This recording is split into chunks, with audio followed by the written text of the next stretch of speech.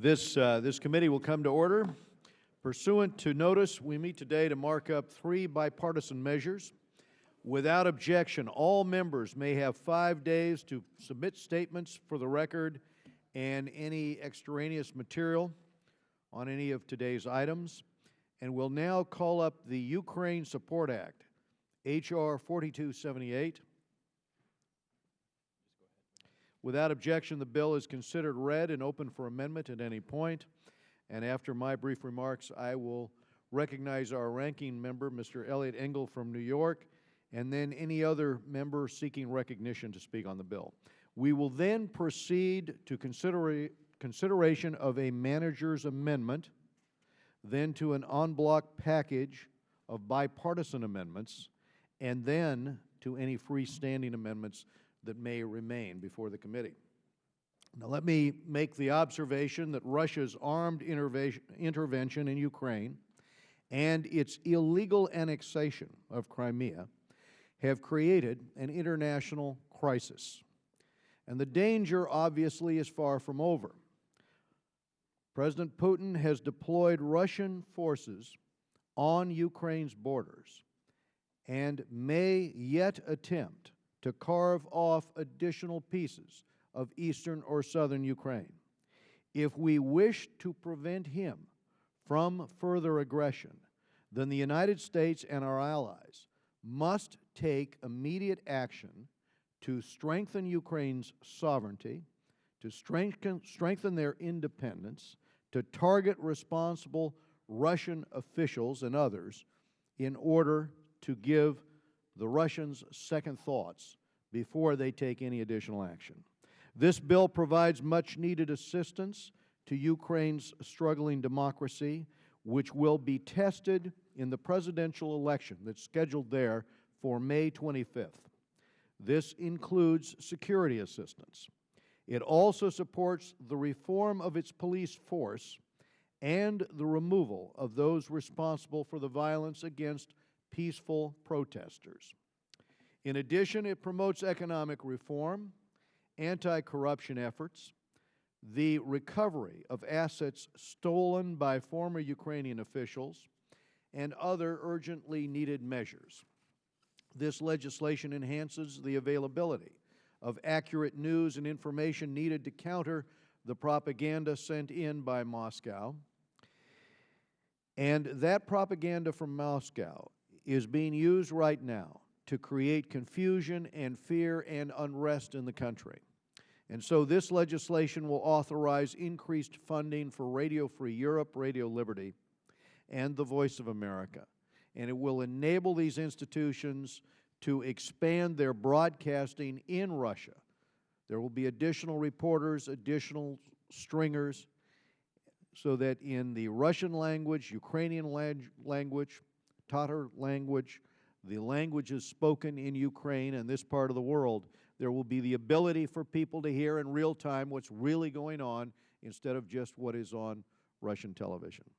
If we are to help Ukraine break free of Russia's grip, then we must help it escape from Moscow's control over its energy supply. The U.S. has a readily available tool to help accomplish this goal, which is to remove existing restrictions on our export of oil and natural gas into Ukraine and into Eastern Europe. This will not only boost the U.S. economy and create American jobs, but also enhance our national security by undermining Russia's ability to use its energy exports to blackmail other countries, including our allies in Europe. Tomorrow, the committee will hold a hearing on the very important and timely subject of the geopolitical potential of U.S. energy exports, which is of direct relevance to the situation we face in Ukraine. Let me also make the observation that our chairman of the Joint Chiefs recently told a committee in the House, an energy-independent U.S. and net exporter of energy as a nation has the potential to change the security environment around the world, notably in Europe and in the Middle East. And so as we look at our strategies for the future, I think we've got to pay more and particular attention to energy as an instrument of national power. The reason we're concerned about this is 70% of the exports out of Russia today. It is 52% of the entire budget for the Russian military and Russian government that is coming because of the ability of Russia to have a monopoly on Ukraine, a monopoly, frankly, that Russia has used to its advantage in the past to undermine the Ukraine. This bill ramps up pressure on Putin and his accomplices who have played key roles in Russia's aggression. By specifically targeting them, we can demonstrate that they will pay a heavy personal price for the confrontation they've engineered. The sanctions are aimed not only at the government officials, but also at those who hold no official position, but nevertheless wield great influence over government policy, including the so-called oligarchs. I am pleased to have worked closely with Ranking Member Engel on this bipartisan bill. I believe it will send a clear message of American resolve. I think it will be heard in Kiev. I think it will be heard in Moscow, and frankly, throughout the region. And with that, let me turn to our Ranking Member, Mr. Engel of New York.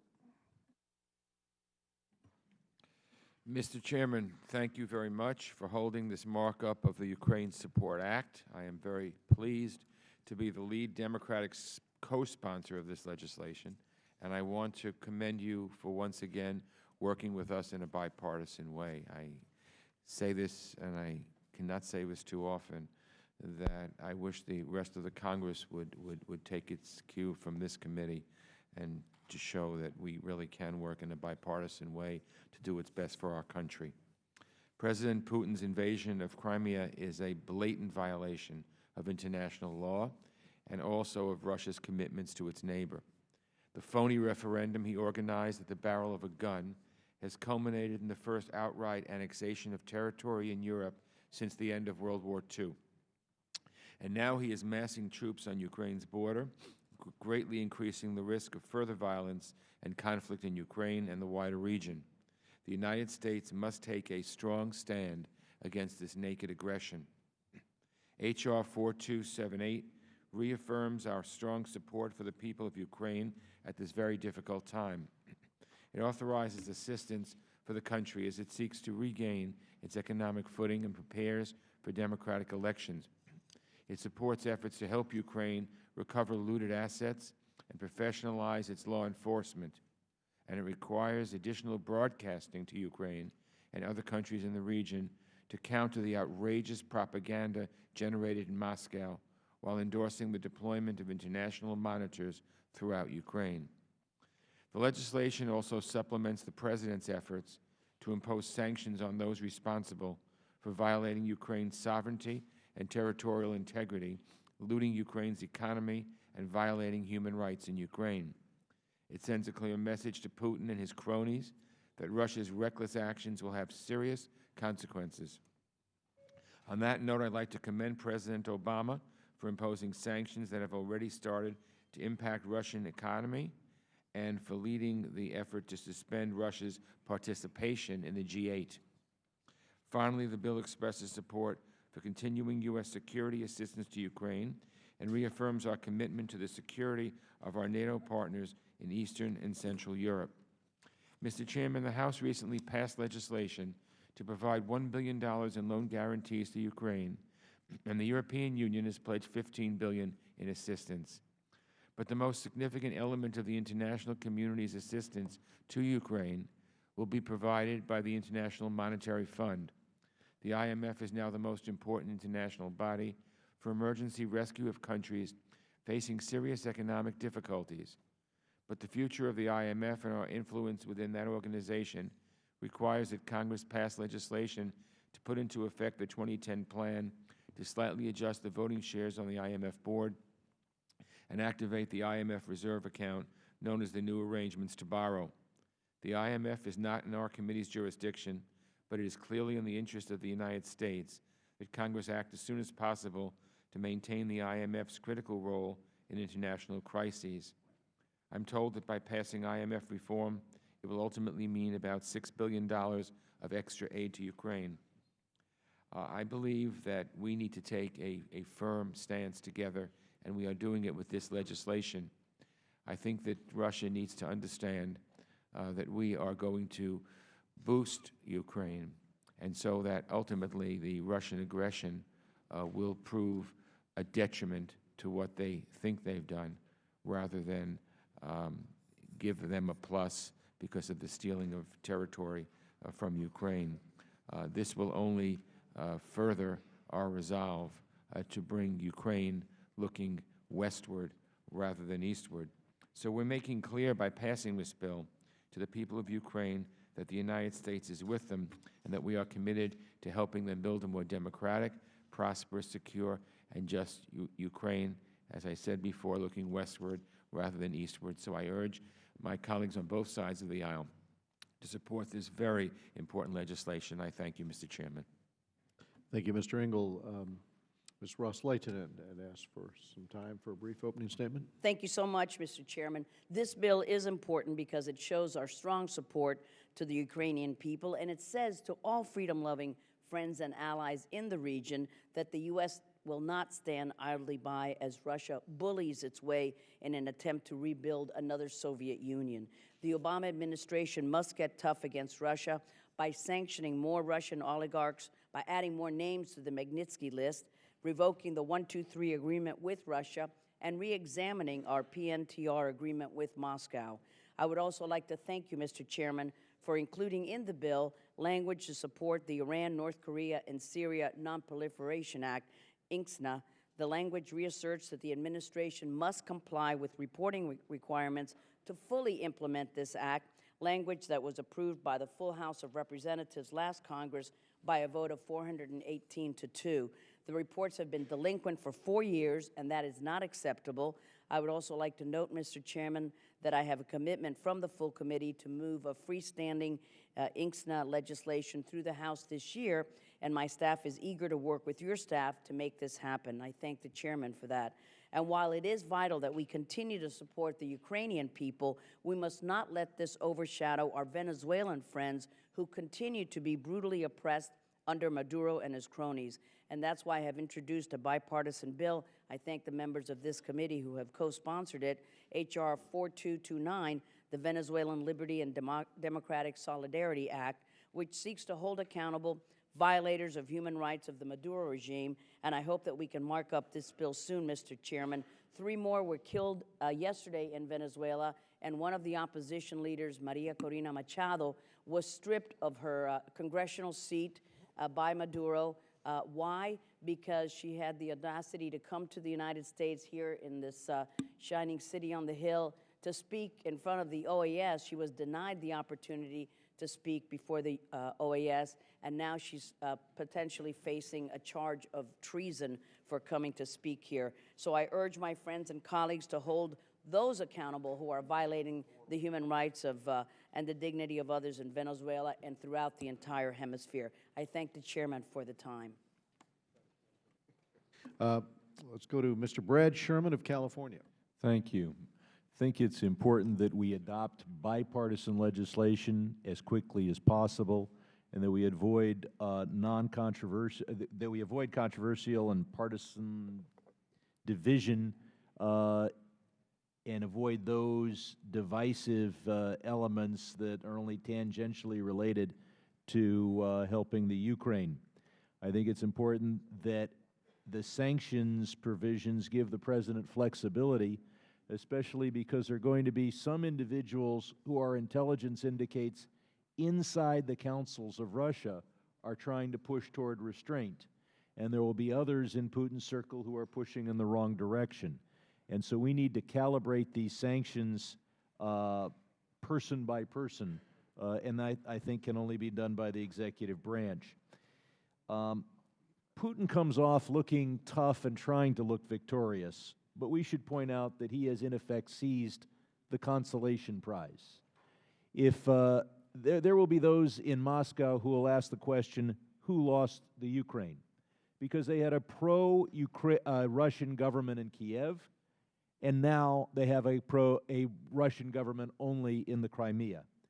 Putin backed a kleptocrat, and he lost the Ukraine, and now he's trying to look like a winner in the world and a winner to his old people by seizing one province wrongfully.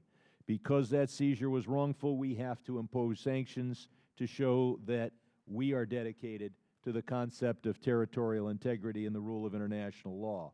But our ultimate focus has to be on preventing Russia from trying to take more of the Ukraine and demonstrate that there will be massive sanctions that will undermine the Putin regime if he goes further into the Ukraine. We also have to call on the government of Kiev to do everything possible to refute Putin's charge that this is a regime of the winners.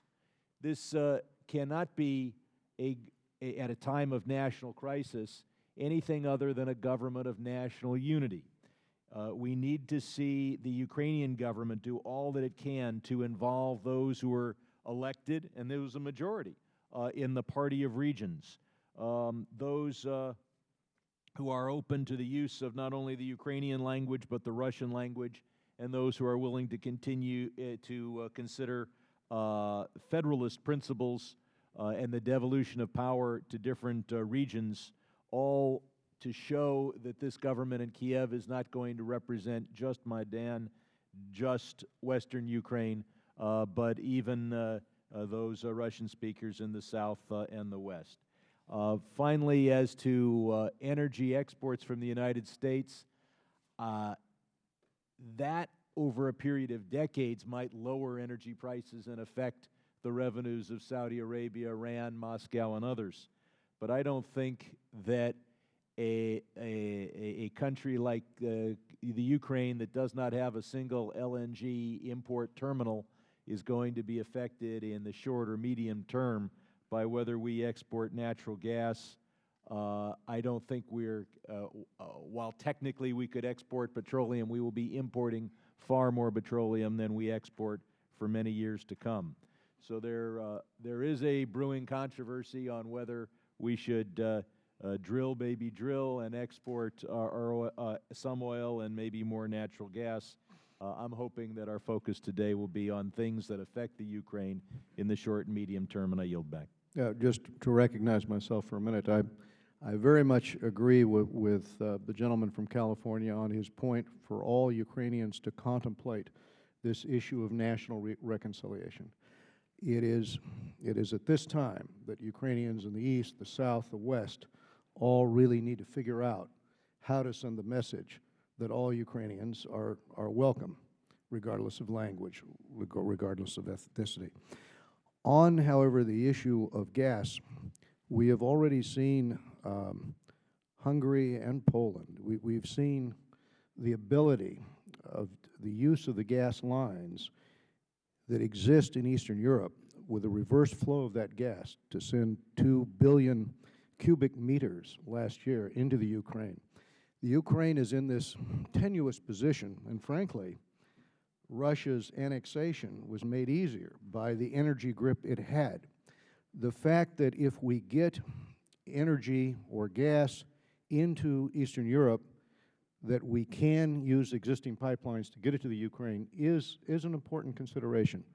Now, clearly, it would take time to ship that gas, but at the same time, markets tend to move instantaneously with information.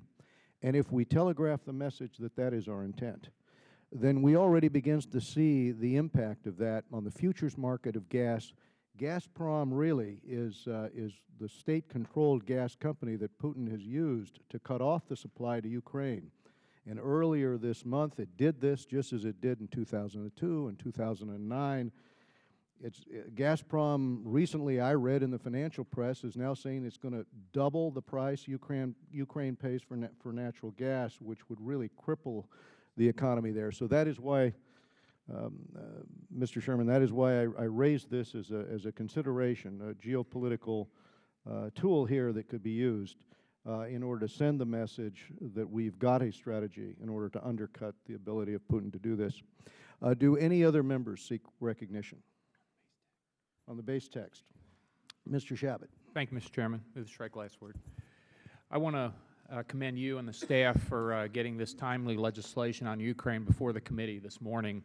It's very important that the Congress map out a strong position on President Putin's acts of thuggery, and I know we can count on the solid support of this committee today on H.R. 4278. I also want to express my strong support for the resolution affirming the importance of the Taiwan Relations Act as we commemorate the 35th anniversary of the TRA. Let us remember that our diplomatic relationship with the People's Republic of China is premised on the expectation and the principle that the future of Taiwan will be determined by peaceful means. Finally, Mr. Chairman, I strongly support HRS 418, which raises awareness of the ongoing violence and discrimination of the minority Rohingya Muslim population in Burma. The resolutions call for the U.S. and international community to hold Burma accountable to end its blatant persecution of the Rohingya population comes at a critical time. So I thank you for bringing these very important issues up this morning, Mr. Chairman. I yield back my time. Go to Mr. Meeks. Thank you, Mr. Chairman, and I want to thank you and Ranking Member Engel for coming together and speaking with one voice. I think that as we talk about what's going on in the Ukraine now, it is important that there is unity and that we try to speak from the United States point of view with one voice from both the Democrats and the Republicans because the issue involves or is important to all of us, and that we look at those areas of which are our common denominators so that we try to deal with those matters that we can come to an agreement on.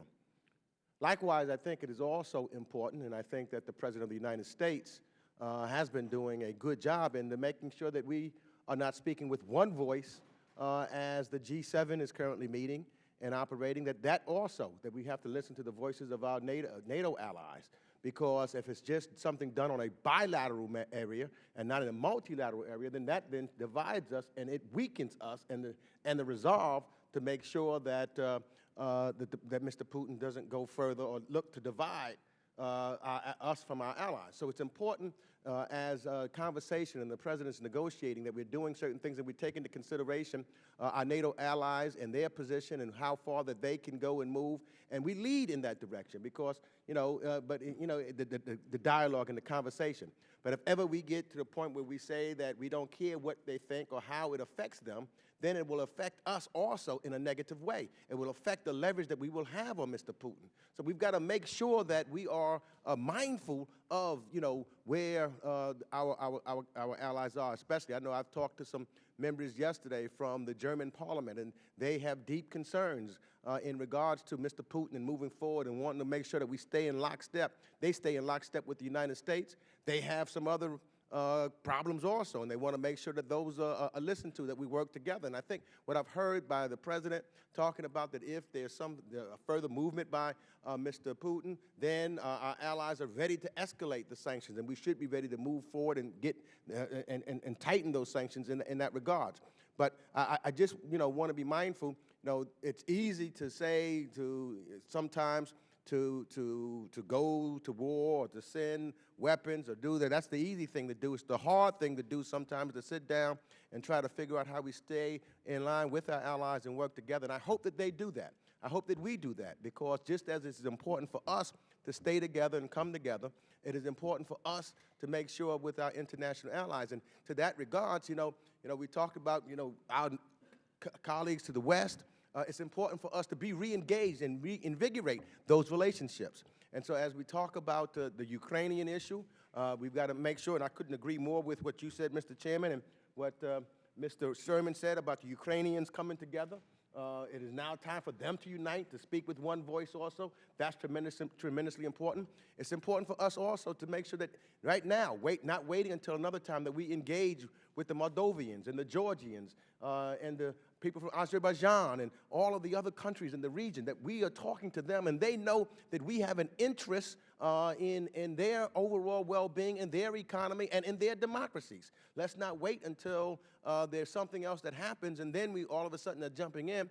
Let's show, and I think that's what this bill does. It shows that we're going to stand by the Ukraine. We're going to try to help them with their economic circumstances so that they can stand on their feet and improve their democracy. It sends the right message. I believe then thereby it will send the right message to our other allies in the region. That is tremendously important. And again, I end as I started, Mr. Chairman, because we could get into a lot of other debate here that could divide us. But you and Mr. Engel have chosen not to do that. You've chosen to focus on what brings us together, and I think you should be complimented for that. And I yield back the balance of my time. Thank you, Mr. Meeks. We go to Mr. Rohrbacher. Mr. Chairman, I am afraid I will be opposing, again, probably the lone voice in some of these debates, opposing this measure, and I do so in great despair as to the direction of what is going on in our country today in relationship to Russia. I worked for many, many years and put my life at risk several times. Was not in the military, but put my life at risk several times in order to defeat communism. I spent my whole life trying to defeat communism. We were not trying to we're not trying to become hostile to the people of Russia. We were against the Soviet Union, which is not Russia. Now we have a situation in which there is obviously a distinct difference of national interests. And instead of trying to play a constructive role, it appears that we have opted out instead to fan the flames of hostility between our two countries. There are many people who I worked with over the years who are stuck in the Cold War. They cannot sit by and understand that Russia has its national interests as we have our national interests, and try to find ways that we can work together in peace and friendship, understanding that we are two great powers that have national interest at stake.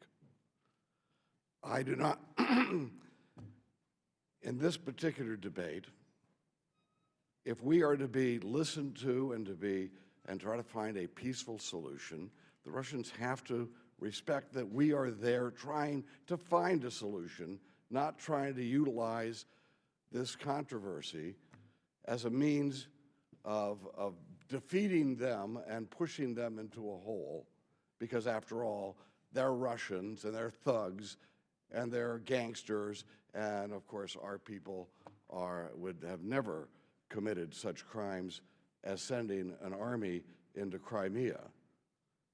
I'd like to commend my good friend Congressman Engel, who worked very closely with me when we backed the Kosovars' right to self-determination and supported the bombing of Serbia in order to protect those people's right of self-determination. What do the people of Crimea want? I don't think anybody in here will disagree with the fact that it is clear the people of Crimea would rather be part of Russia than be part of a pro-European or European-directed Ukraine.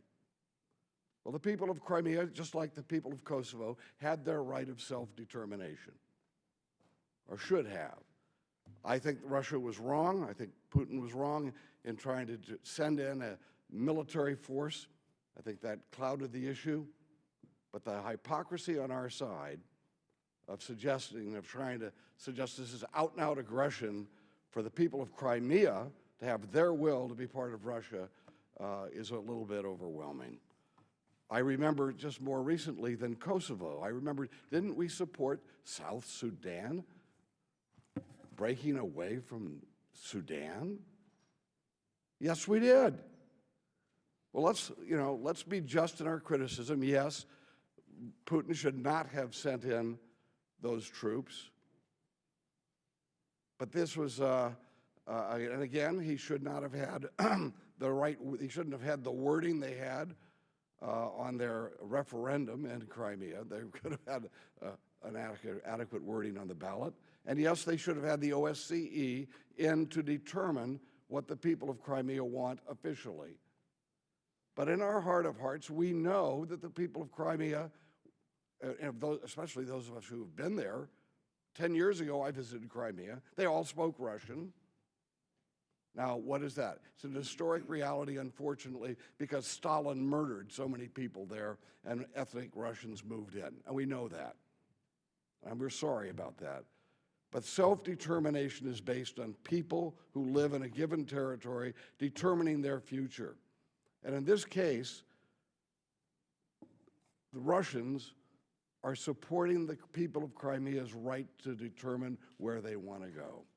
And we are opposing that and making it sound like it's naked aggression and doing so at great, I'd say, great damage to the long-term security of both the United States and Russia. Russia and the United States should be best friends because we face the same ultimate enemies of a radical Islamic movement that would murder our own people, and yes, an emerging China that hasn't had one bit of reform at all. Yet we have placed Russia, it's sanction after sanction on Russia that has had dramatic reform, whose churches are full, yet we give China what? We give China technology, we give them subsidies, we give them recognition, and yet they murder religious believers even as we do, and we ignore that. The double standard that we have for Russia has been aimed at pushing them into a hostile relationship with us, and I oppose that whole concept. Thank you very much, Mr. Chairman. Thank you, Mr. Rohrabacher. We go now to Mr. Connolly of Virginia. I thank the chair. I'm astounded at the apology I have just heard from my friend from California. Reform? I think not. Apparently, once a KGB agent, always a KGB agent. Mr. Putin seems to have learned nothing from history, other than there is power at the end of the barrel of a gun.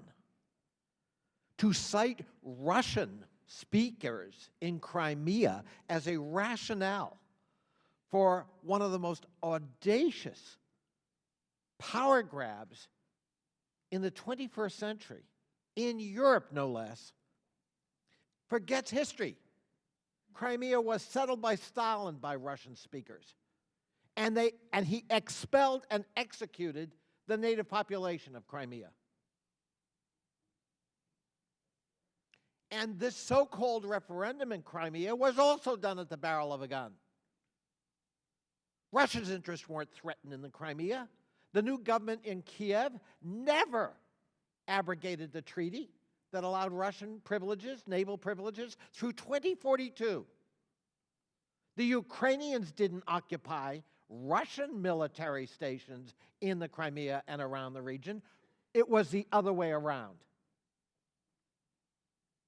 For the United States and its allies to allow this naked aggression to go unaddressed would be truly an abrogation of our moral responsibility and turn our back on what we should have learned from 20th century history. Would the gentleman yield for a question? If I may continue for a second. We need to stop talking about he better not go no further. I'm stuck at Crimea, and I hope my colleagues are too. It's wrong. It cannot be allowed to stand, and we must make him pay a price. And the difference between now and Stalin is that his economy is integrated into the global economy. The ruble will fall. The stock market will pay a price. Investment will suffer because we're going to help make it so. Until he relents, until they pay a price that's so great, systematic, comprehensive in their economy, that he will understand that we no longer operate by the rule of the jungle in Europe, or indeed anywhere on the face of the planet, not with our blessing, not with our apology. So I strongly support the legislation in front of us, Mr. Chairman, and I respectfully but forcefully disagree with virtually everything my friend from California has just said, and I now would yield for a question.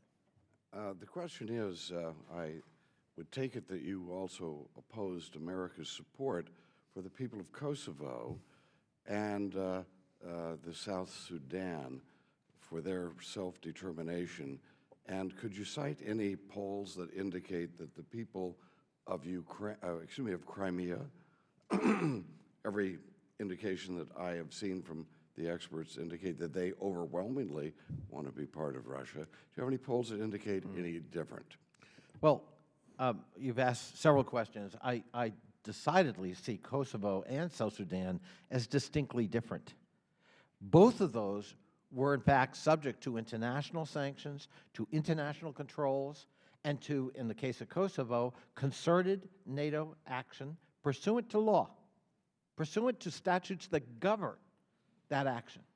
This has none of that, not even the pretense of it, other than an action by a unilateral action by the Russian parliament Would the gentleman yield? and a patsy action by the parliament in Crimea. Would the gentleman yield? I would.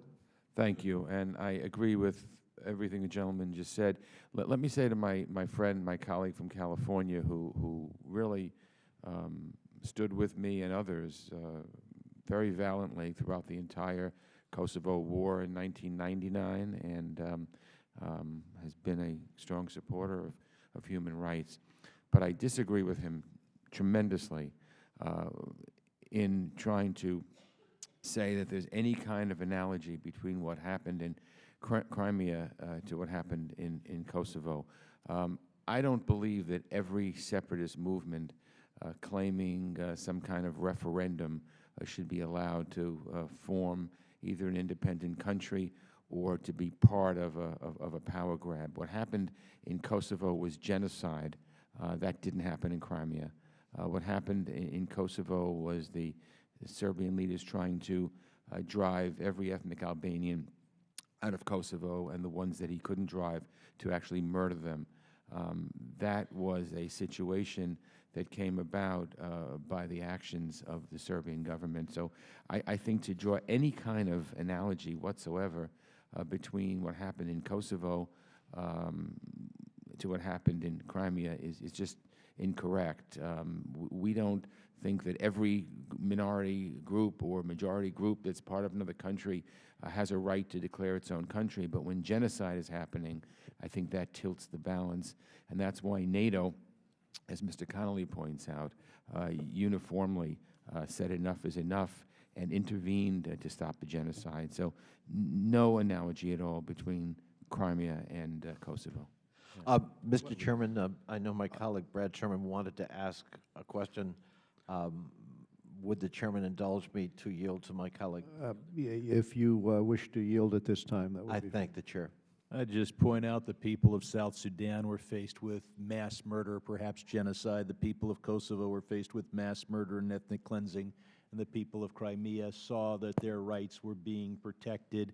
They are an autonomous region. They continued to have their language rights. There's a difference. I yield back. Mr. Chairman, I just want to say on a point of personal privilege. Well, I think the gentleman's time is I know, expired. but I want my colleague to know he knows he has my deep respect. But on this issue, he also has my passionate disagreement. Thank you. I thank the chair. We now go to Judge Ted Poe of Texas. I thank the chairman. Mr. Chairman, this issue is of importance to the United States national security interest.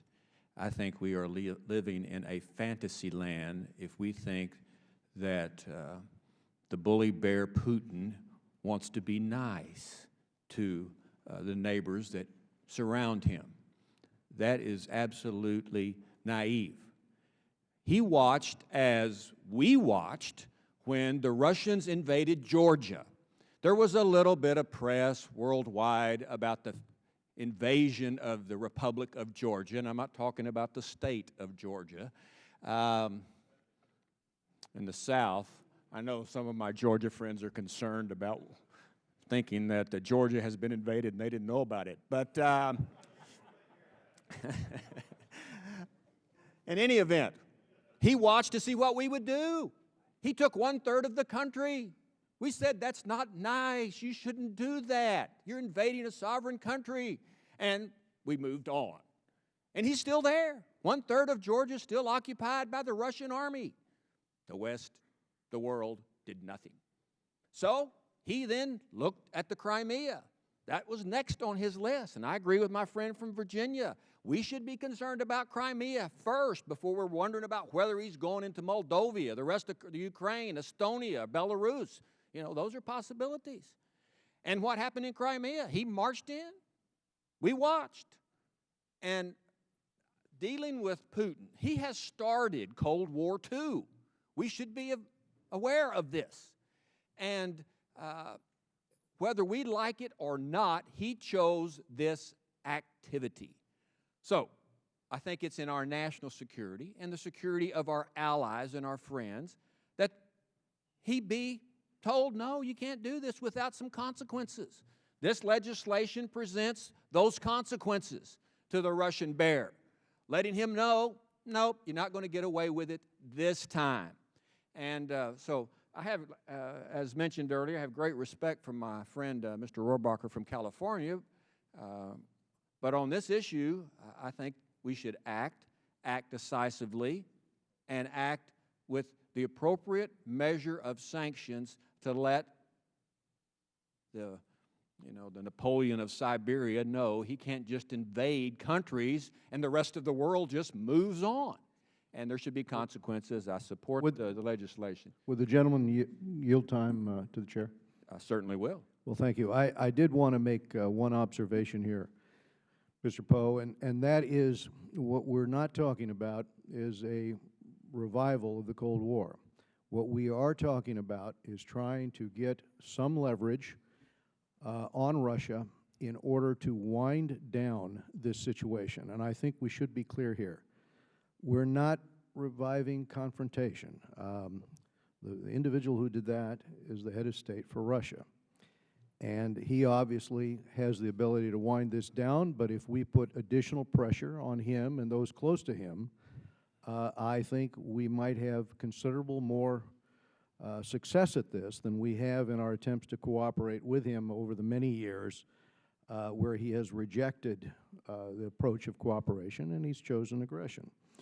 Aggression against the Ukraine, aggression against other countries.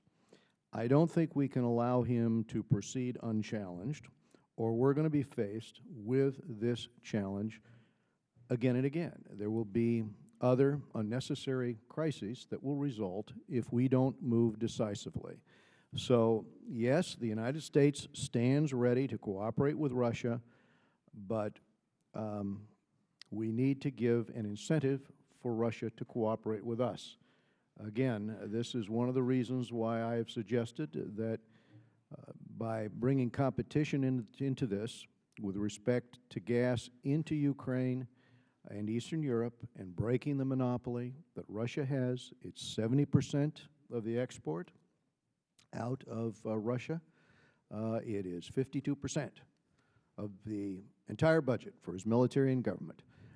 If we do this, along with the other steps that we take here to build democracy, to build support for institutions within Ukraine, I think we have taken a decisive step to create those second thoughts, to create that leverage. My time's expired, so I'll now go to Mr. Grayson of Florida.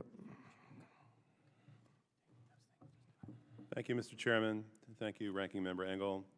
I want to join in some of the comments that were made by my friend Dana from California. Less than 2 weeks ago, in response to a question from the gentleman from Central Florida, Secretary Kerry said that without a doubt, if there were a free and fair election in Crimea, Crimea would vote to join Russia. I think that's an important fact. In fact, I think that's the central fact of the situation that we face today. All over the world, millions of people are stuck in the wrong country.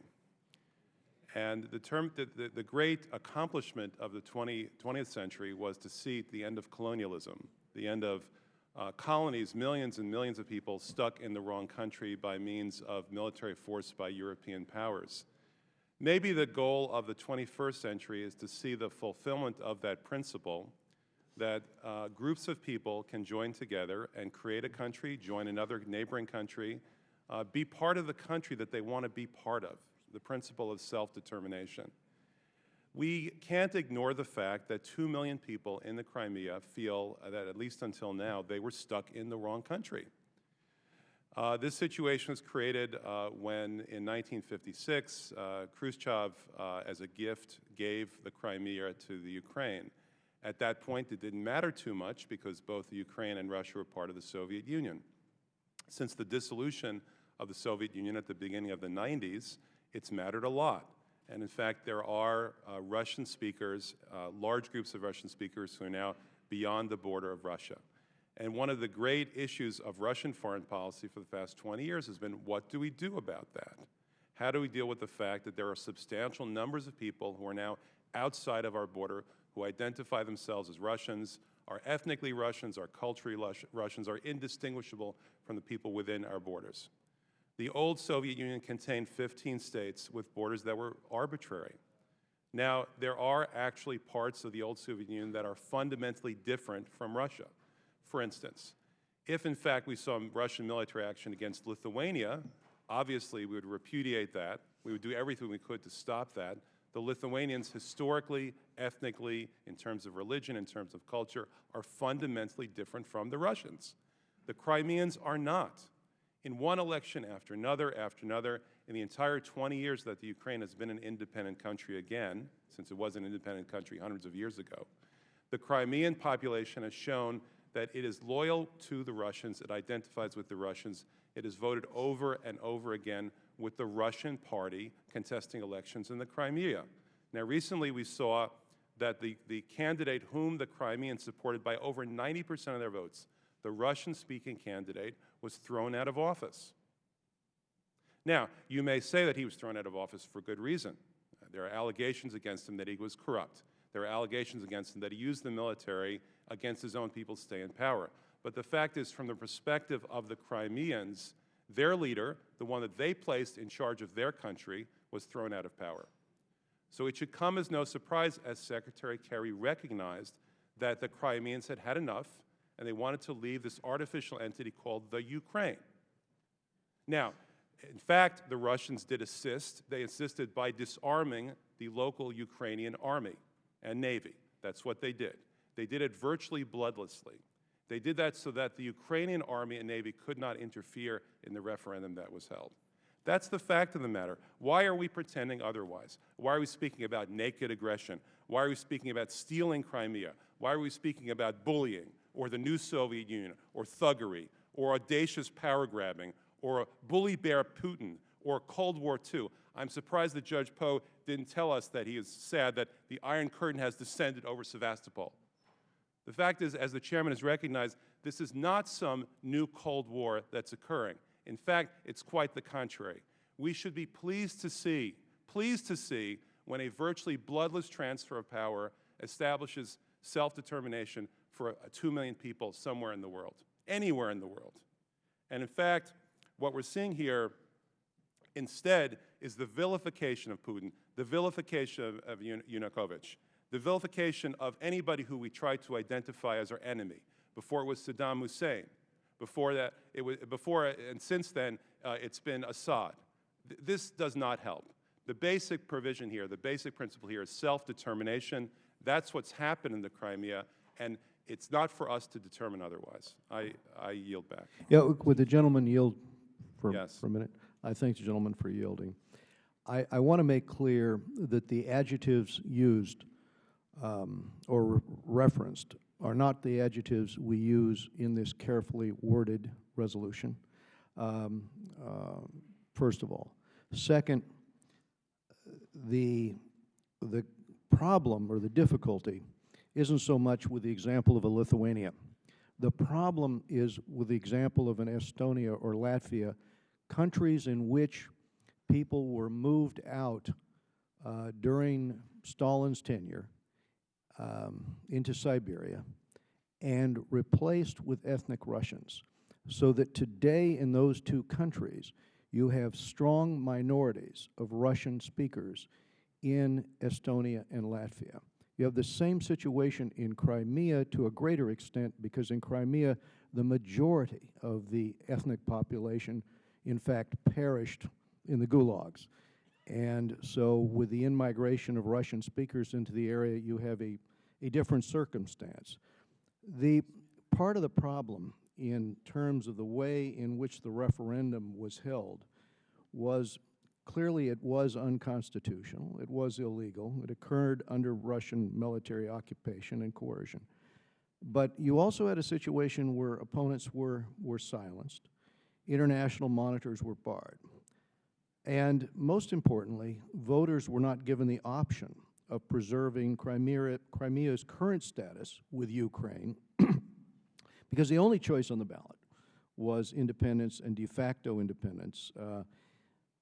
And frankly, I think the vote itself was unnecessary because the Ukrainian government had made it clear that it would discuss increasing autonomy for Crimea. And frankly, that was probably the way to solve this thing, by allowing Crimea to have that autonomy within whatever you wanted to call, you know, let's say one country, two systems, but you would basically be giving to Crimea the autonomy that the local population desired.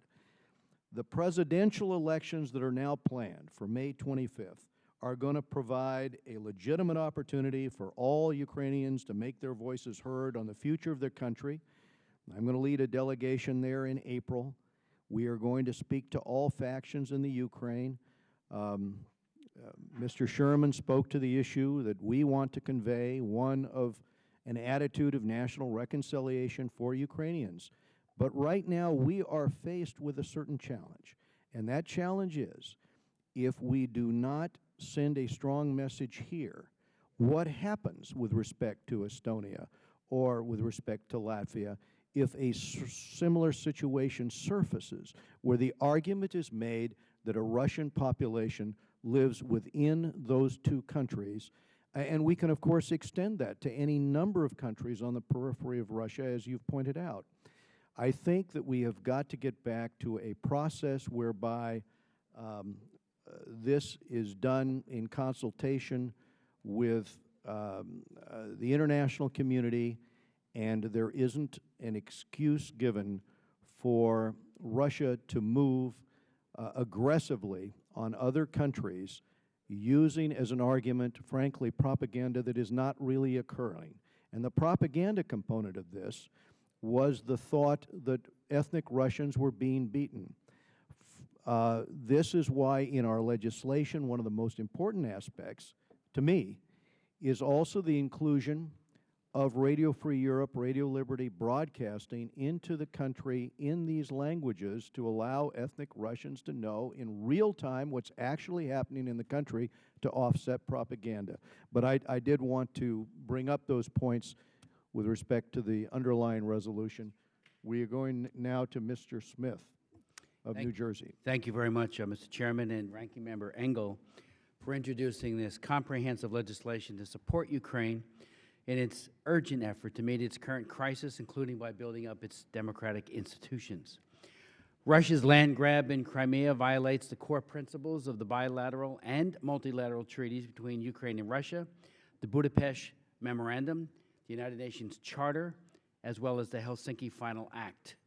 The proposed legislation includes a strong sanctions component against Russians responsible for this aggression.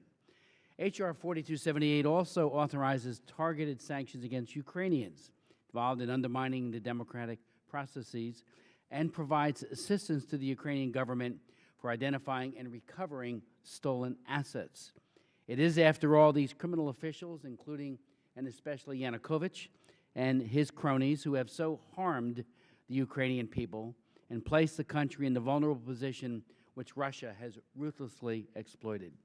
Another key provision of the bill provides support for Ukraine's democracy and civil society.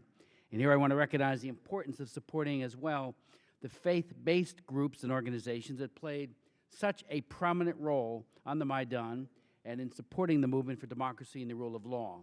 The Ukrainian democracy movement is in large part a religious movement. Orthodox and Catholic clergy, for example, were prominent in the protests, and the drama of priests carrying icons confronting soldiers became as much a symbol of the democratization movement as anything else. Religious and faith-based organizations are very much part of civil society and democratization, and a conscientious voice for the rule of law and anti-corruption efforts. And this legislation, through the amendment that will be offered shortly, includes them specifically, and I yield back. We go now to Mr. Lowenthal of California. Thank you, Mr. Chair. I want to thank you, Chairman Royce, and Ranking Member Engel for bringing forward the Support Ukraine Act, which I strongly support. It's critical for the United States to back Ukraine's sovereignty, its territorial integrity, and its independence. I condemn Russia's attempt to annex Crimea in violation of international law. I strongly support the sanctions for individuals responsible for the loss of Ukrainian assets who have significantly undermined democratic processes in the Ukraine or have committed human rights abuses. However, I would like to raise an issue that is contained in the Support Ukraine Act, which probably is not within the jurisdiction of this committee. As we seek to promote democratic values in the Ukraine and to support those democratic and uphold those values, we must not lose sight of our own democratic values here in the United States. The bill provides broad discretion to the administration and its staff in the Department of State and Homeland Security to revoke visas for individuals they determine to meet certain criteria. While I understand and support the need to provide discretion to the administration under these extraordinary circumstances, I remain concerned about the lack of any judicial recourse for those that are affected. As this bill moves forward, which I do support and hope that it does, I will request that the Judiciary Committee address this lack of judicial recourse. Thank you, and I yield back. And if, would the gentleman yield for just one moment? Yes, I would. If I could respond to Mr. Lowenthal. The sections of the bill regarding visa sanctions, including the preclusion of judicial review, these are not amendable at our markup. I just wanted to explain this, that those portions which concern the Immigration and Nationality Act and parts of Title 28 of the U.S. Code, that deals with the judicial proceeding portion of this. They're in the legislative jurisdiction of the Judiciary Committee, so that will be part of the process. We go now to Mr. Weber of Texas. Thank you, Mr. Chairman. With great respect for my friend from California, who is from the best named city there, Sherman Oaks, I want to address the idea that there's a brewing controversy over drilling and selling natural gas. And I want to bring my colleagues' attention to the fact that when President Bill Clinton was in office, there was a controversy over drilling in the Anwar. And a lot of the comments, and I think my colleague from California said, the brewing controversy of drill, baby, drill.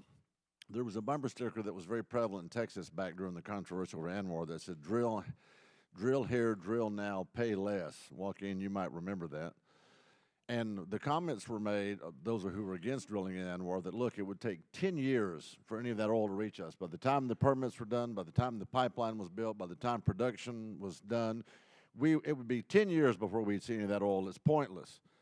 And so, if memory serves me correct, Bill Clinton left office in 2001. Had we drilled then, we would have the benefit of that energy now. I think this current crisis points up the fact that it is indeed a controversy that when America can become energy independent, it not only serves to create jobs in this country, which we sorely need right now, but it also produces energy independence, national security for America, and even produces national security around the world. Ask our friends in the Ukraine if they would rather be buying LNG, and I have 3 LNG plants either in my backyard or in my district. Ask them if they would rather be buying gas from America or the Russian bear, as Judge Poe called him. I think that answer is pretty straightforward.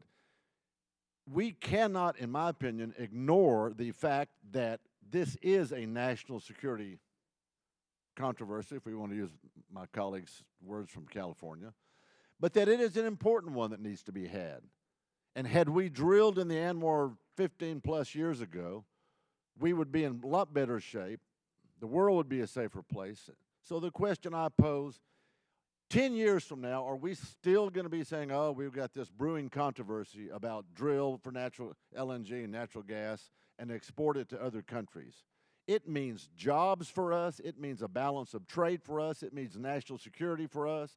And it means, I would argue, it means international security around the world, so that the kinds of things that we saw Putin do to the Ukraine in cutting off their energy supply cannot be done.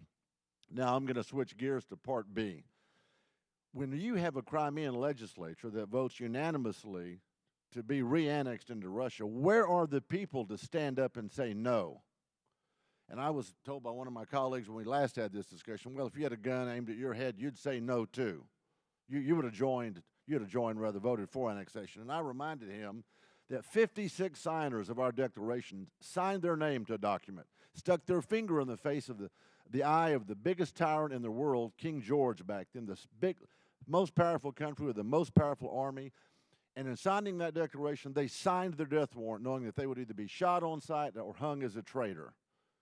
If people in Crimea did not want to be annexed, where were the voices to stand up and say no?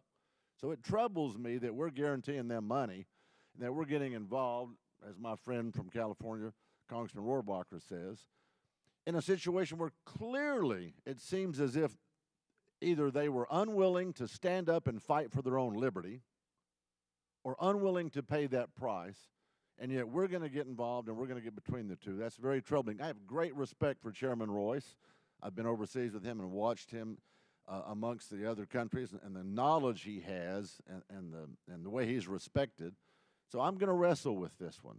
And I have great respect for my colleague, Mr. Sherman from Sherman Oaks, the best named city in California. I will yield.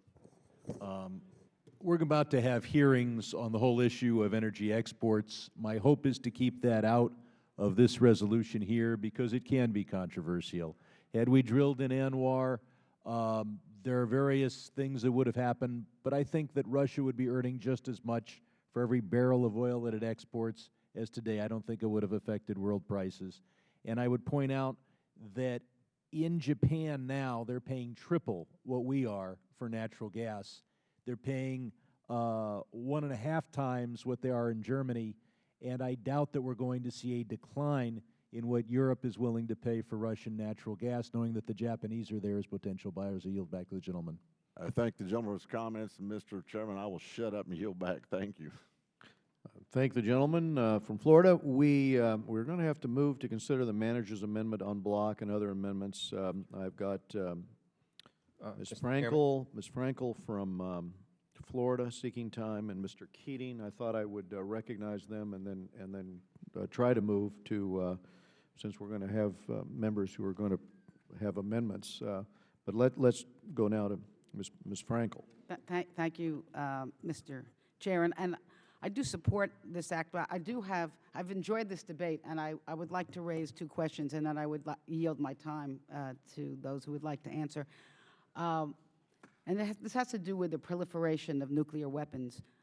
Under the Budapest Amendment of 1994, the United States, the United Kingdom, and the Russian Federation made assurances to protect Ukraine in the event its territory or sovereignty is threatened by a foreign entity in exchange for Ukraine voluntarily giving up its uranium and nuclear warheads to Russia at time the world's 3rd largest arsenal. So for my first question really would be probably to, I don't know, Mr. Grayson, and then Mr. Chairman, I would appreciate your answer, is how would you relate this Ukraine Support Act to that agreement?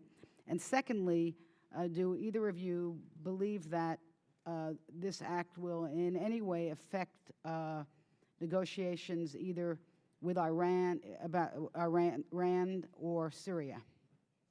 And I would yield my time. Mr. Grayson, you want to take a stab at that?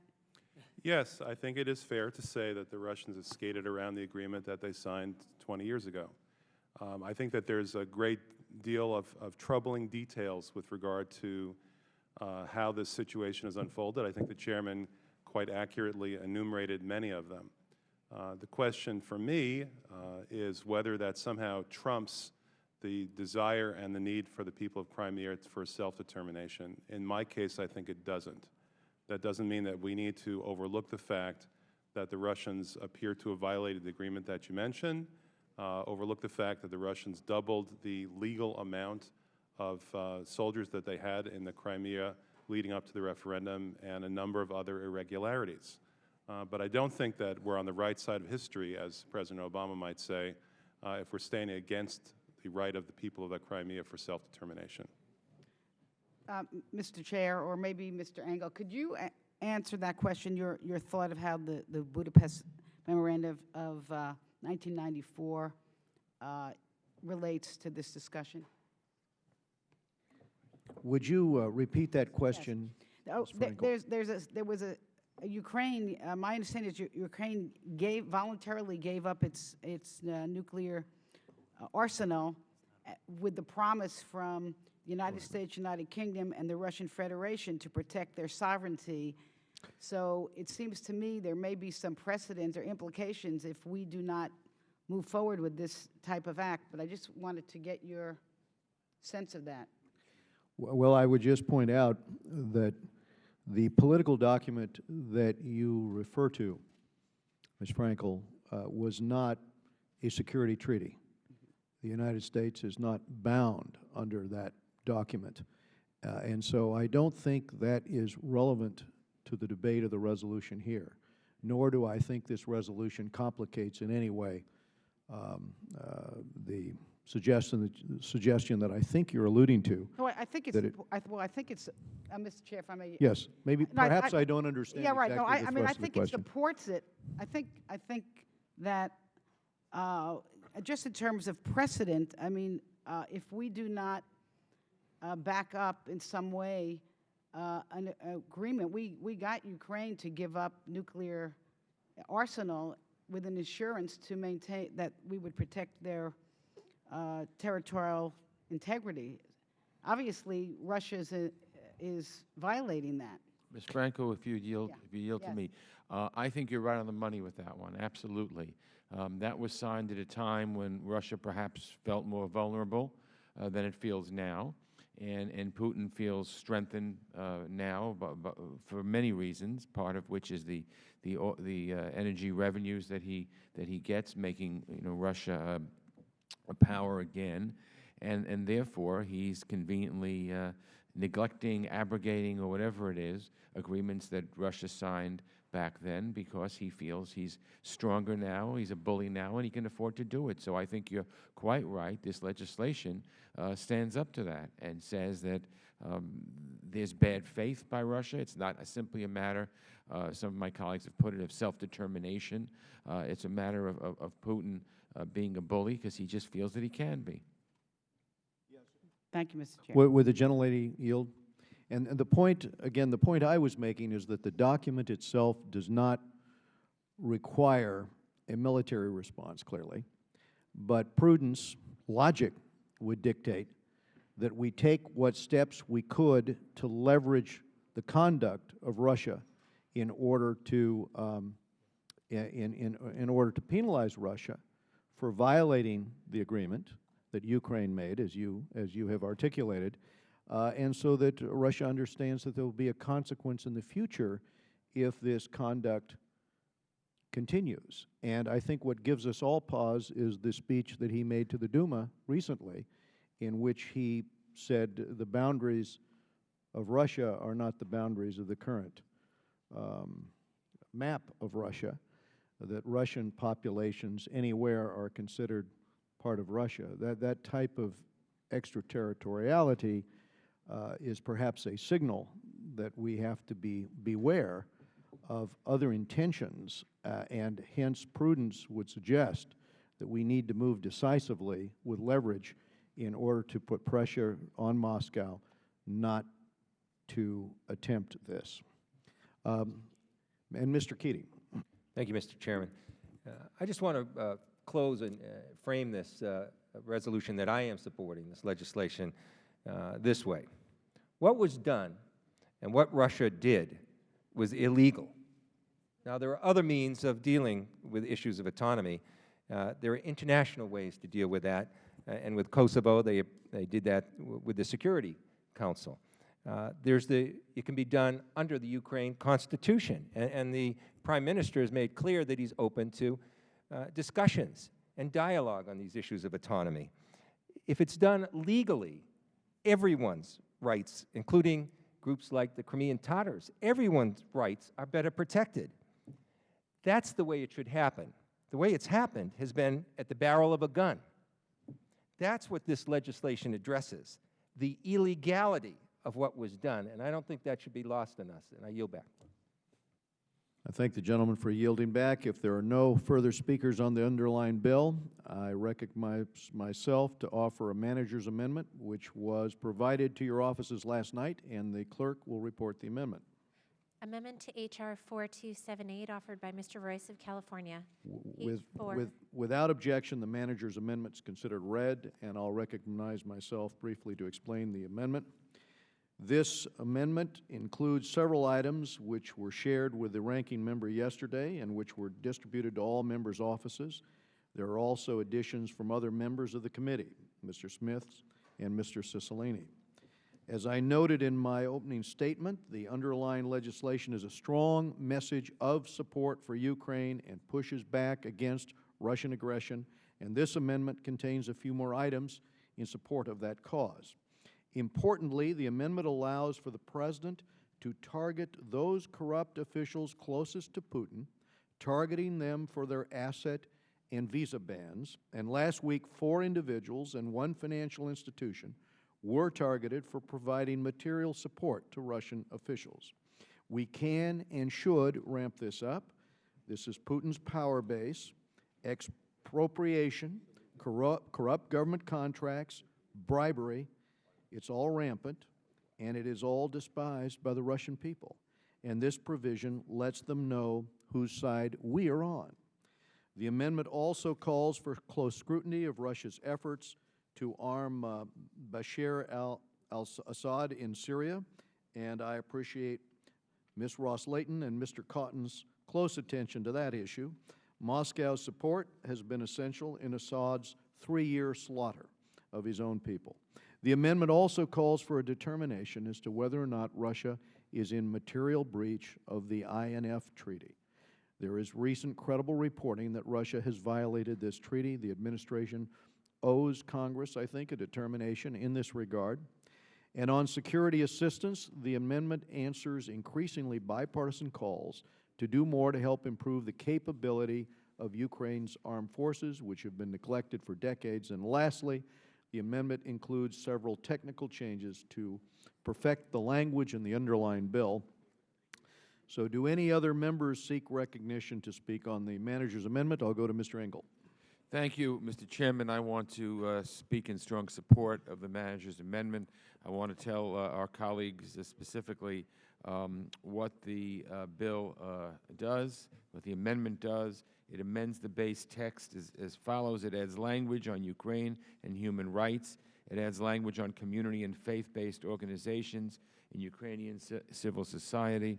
It adds language to help improve the capabilities of Ukraine's armed forces. It adds language allowing the President to sanction those who are complicit in significant corruption in Russia. It also adds language requiring closer scrutiny of Russia's efforts to arm the Bashar al-Assad regime in Syria. It requires the President to report on whether Russia has materially breached its obligations under the INF Treaty. It includes a number of technical and perfecting changes to the language in the underlying bill. So, Mr. Chairman, I think that these amendments strengthen the bill and are right in line with what we're attempting to do. I strongly support them, and I yield back. Mr. Rohrbacher from California. Thank you very much, Mr. Chairman. I rise in respect to my colleagues, but in strong disagreement with them and on this manager's amendment as well. There is no doubt there is significant corruption in Russia. There's no doubt about that. And there's no doubt there's significant corruption in a huge chunk of this planet and the governments that control the people in those chunks of the planet. We know that, for example, Mr. Yanukovych, who was elected as president of Ukraine, who was then removed, I might add,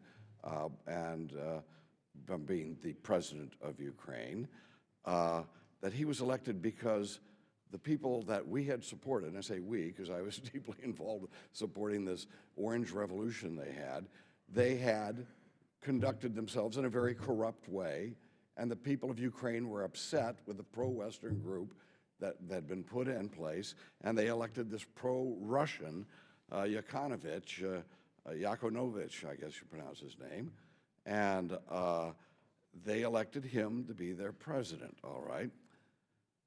Right now, simply to condemn the corrupt leaders of Russia in a world like this is a hostile act towards Russia. It's a hostile act towards those particular people that run Russia. And I'm not saying we shouldn't recognize, yes, they do not meet anywhere near the honesty standards that we have, but for us to single them out right now as compared to what's going on in China, as compared to what's going on in so many other countries of the world, is telling them we consider them our enemy. And this is, what we're talking about today, is an effort to rush headlong into the Cold War again by declaring war on these people. That's what we're doing. We're declaring war on them as individuals, singling them out from all the corrupt dictators around the world. Let me note with Assad.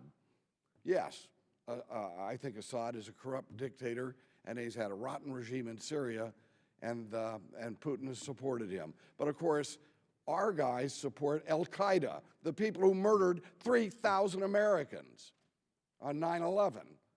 Our allies are supporting those guys. So no, we're going to condemn Russia for supporting Assad because he's a corrupt dictator. And what did Russia just do? They just gave $2 billion in support for General Assisi. Well, thank God they did that. But they're not going to be doing that in the future if we start singling them out, and we're in such a hostile way that they know that we're at war with them as individuals and war with Russia again. That is not what is best for our country, and it's not what's best for the world. And as far as one last note, I don't, from what I understand what happened in Crimea, not one person was killed. Maybe one, maybe there was one.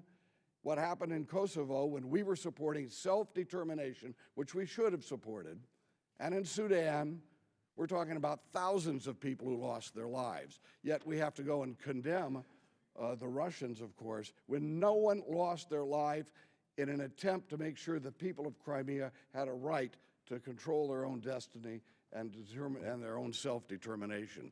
So I would oppose this manager's amendment as well as the bill. I'm going to recognize myself for a few minutes here.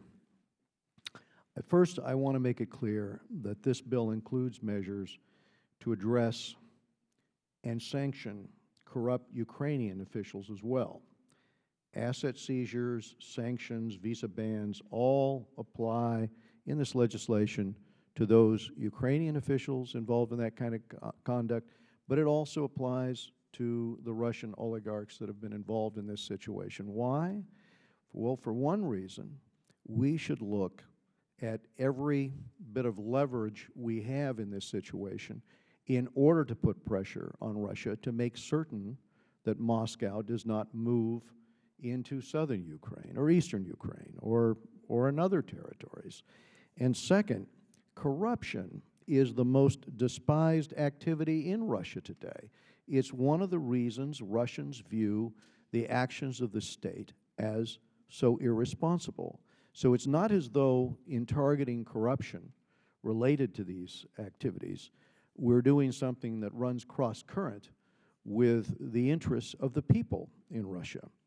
The authority in the legislation, if you look at it, is very permissive. In other words, we are saying that the administration has the ability to do this. Why would we want to give the administration this authority? Because again, we're sending the message that Moscow needs to ramp this down, that we need to have a resolution of this crisis.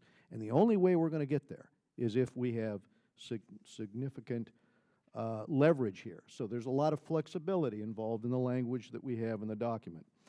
And frankly, and lastly, this group is Putin's power base. We have seen the way that things have been nationalized in Russia and power transferred to oligarchs that are very close to the head of state. And if we are going to succeed in this endeavor, those who have been engaged in ill-gotten gains need to be penalized, need to feel that there's been a consequence of that type of activity. So for those reasons, I think that this is important. Mr. Cicilline was seeking to be recognized. Thank you, Mr. Chairman, and I want to thank you and Ranking Member Engel for holding today's markup on these three important issues, particularly with respect to the situation in Ukraine. Even as we address the crisis in Ukraine, I appreciate that we are also reaffirming our commitment to human rights in Burma and our strong economic relationship with Taiwan. But I want to thank you, Mr. Chairman, and our Ranking Member Engel for leading this committee again in a bipartisan manner as we respond to the situation in Ukraine and leading the Congress in a thoughtful, unified response to this crisis. Following the recent unilateral annexation of Crimea by Russia, the legislation before this committee condemns the aggressive actions by Russia and supports Ukraine's sovereignty and territorial borders. It's also critical that the United States make clear that our government will stand in solidarity with our NATO allies. This bill will be integral in demonstrating our support of the Ukrainian people and our commitment to Ukrainian territorial integrity. I would like to thank you, Chairman Royce, for your inclusion of Section 205 of the Ukraine Support Act, which calls on President Obama to expand the list of Russian officials sanctioned under the Magnitsky Act. I was also pleased that President Obama and other world leaders have decided to suspend Russia's membership in the G8. This action illustrates Russia's loss of international stature due to its violation of international law and undermining of the democratic process in Ukraine. Finally, I offer my thanks to you, Mr. Chairman, for working with me to include my amendments language in the manager's amendment. I believe it's critically important to reaffirm that the United States policy is to encourage Ukraine to protect the fundamental human rights of all individuals. The underlying bill encourages Ukraine to respect the rights of ethnic, religious, and linguistic minorities, which is important, but this amendment will make clear that the United States will continue to protect and defend the rights of all Ukrainians as they pursue freedom, democracy, and equality under the law. I thank you again, Mr. Chairman, and yield back. Will the gentleman yield? Yes. I want to thank the gentleman from Rhode Island for yielding and for his contribution to this base text, because I think he made a very good point. I think when we were writing the language in terms of respecting the rights of ethnic and linguistic minorities in Ukraine, his point that we should expand that and touch on the importance of promoting and protecting human rights across the board is particularly important, given the troubling reports of attacks against peaceful protesters and intimidation of journalists and activists in Ukraine. Protecting the fundamental human rights of all individuals are going to be successful to are going to be essential to a successful democracy there in Ukraine, and I therefore thank the gentleman again for his contribution. Mr. Kinzinger. Well, thank you, Mr. Illinois. Chairman. You have a situation right now where you have a armed force, whether shots are fired or not, you have an armed force walking into a sovereign nation and tearing a sovereign European country apart. I don't know in any way why anybody on this committee would defend that, would call that some kind of self-determination, would call that anything but an aggression and a rebuilding of the Soviet Union. I think it is completely legitimate to go after corrupt officials in Russia. My friend from California is very quick to go after corrupt officials in Afghanistan every time the issue of Afghanistan comes up, and it in fact becomes the impetus for the argument about why we should pull out of Afghanistan. I also would like to remind folks that have talked about the issues all around the globe. I agree China is a major threat to the United States and probably one of our chief competitors in the world, with the exception, of course, of al-Qaeda and global terrorism. But I would remind everybody that China has yet to invade a neighbor in the way that Russia has invaded Georgia, is invading Ukraine, is ready to rebuild the Soviet Union. And the second we see China do that, I think we ought to also respond very strongly.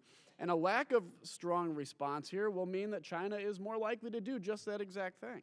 And then I wanted to address the issue of Assad, because I think this is a big issue. Assad has murdered almost 200,000 of his own people.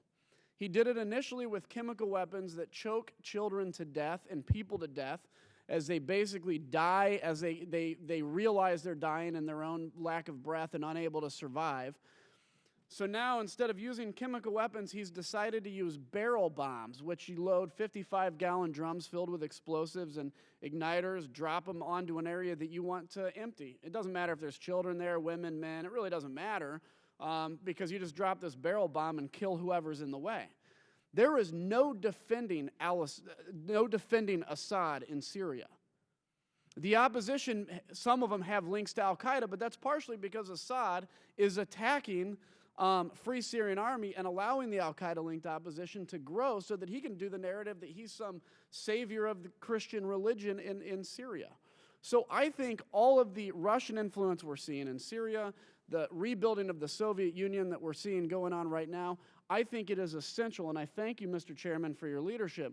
It is essential that we react very strongly to this, because the lack of doing this will not only mean that Russia is going to continue to push the lines, it's going to continue to claim ethnic minorities everywhere that surrounds it. The Baltics are next, right? Moldova's next. They can claim that they're a Russian interest anywhere, but it is not acceptable. And if we see what's going to happen, China can take the same impetus if we stand by. Mr. Chairman, I yield back, and I thank you. Thank you. We go down to Mr. Smith, who worked to include good language on community-based and faith-based organizations in this Ukrainian civil society thrust in the bill. And thank you for including it, Mr. Chairman. And I just want to make a very brief point, again, to my good friend, Mr. Rohrbacher. You contrast this legislation and this effort with the Iran Sanctions Act championed by Ileana Ros-Lehtinen and many others, but she was the leader, which targeted the entire populace of Iran. This is targeted, it is modest, it is proportionate, it holds harmless the Russian people while picking out those who have committed egregious acts of corruption and violence. And my friend from California is right. Yanukovych won a free and fair election in 2010. He won it against Yulia Tymoshenko. I've actually chaired hearings and heard from her daughter, because she was then unjustly imprisoned after the fact by Yanukovych. Yanukovych, unfortunately, was in a race to the bottom, corruption-wise, as well as repression. During the Maidan demonstrations, he actually sent out his bully boys. When people were wounded on Independence Square, they would follow people who were wounded to the hospital, and then they would disappear, presumably tortured and killed, and never to be heard from again. That's where the faith-based organizations, Mr. Chairman, in one of their many acts of bravery, stepped in and actually opened up the monasteries and the churches as a place of refuge, brought in nurses and doctors, and denied access to Yanukovych's bully boys and said, "You're not coming in." So they were right there throughout all of this. But again, this legislation is all about targeting. And I would remind my colleagues, I wrote the Belarus Democracy Act in 2004, 10 years ago. It targeted Lukashenko, who until recently was known as the last dictator of Europe. He has a despicable regime. I have met with him in Minsk. This man tortures his bully boys, like Yanukovych's, are known for their use and employment of torture against the civil society and especially against those who are in the opposition. We've tried to do this with China, I say to my friend and colleague. I offered legislation that is law today that has been absolutely unimplemented, first by the Bush administration and now by the Obama administration, that targets people who commit repressive acts in the People's Republic of China. So this idea of targeting individuals is not new.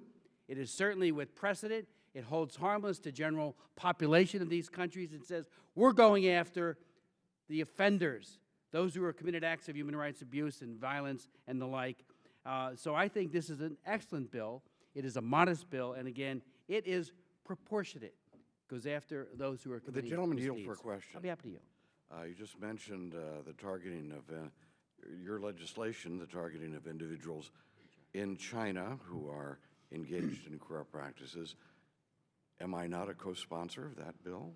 Yes, you are. And one of them is already law. It passed in the year All 2000. right. And let me just note that what we're discussing here is the fact that we are not enforcing that law, but yet we now want to enforce a law like this on people who are equally corrupt. And let me just note, I would in no way try to defend these people who run Russia as being anything but corrupt officials.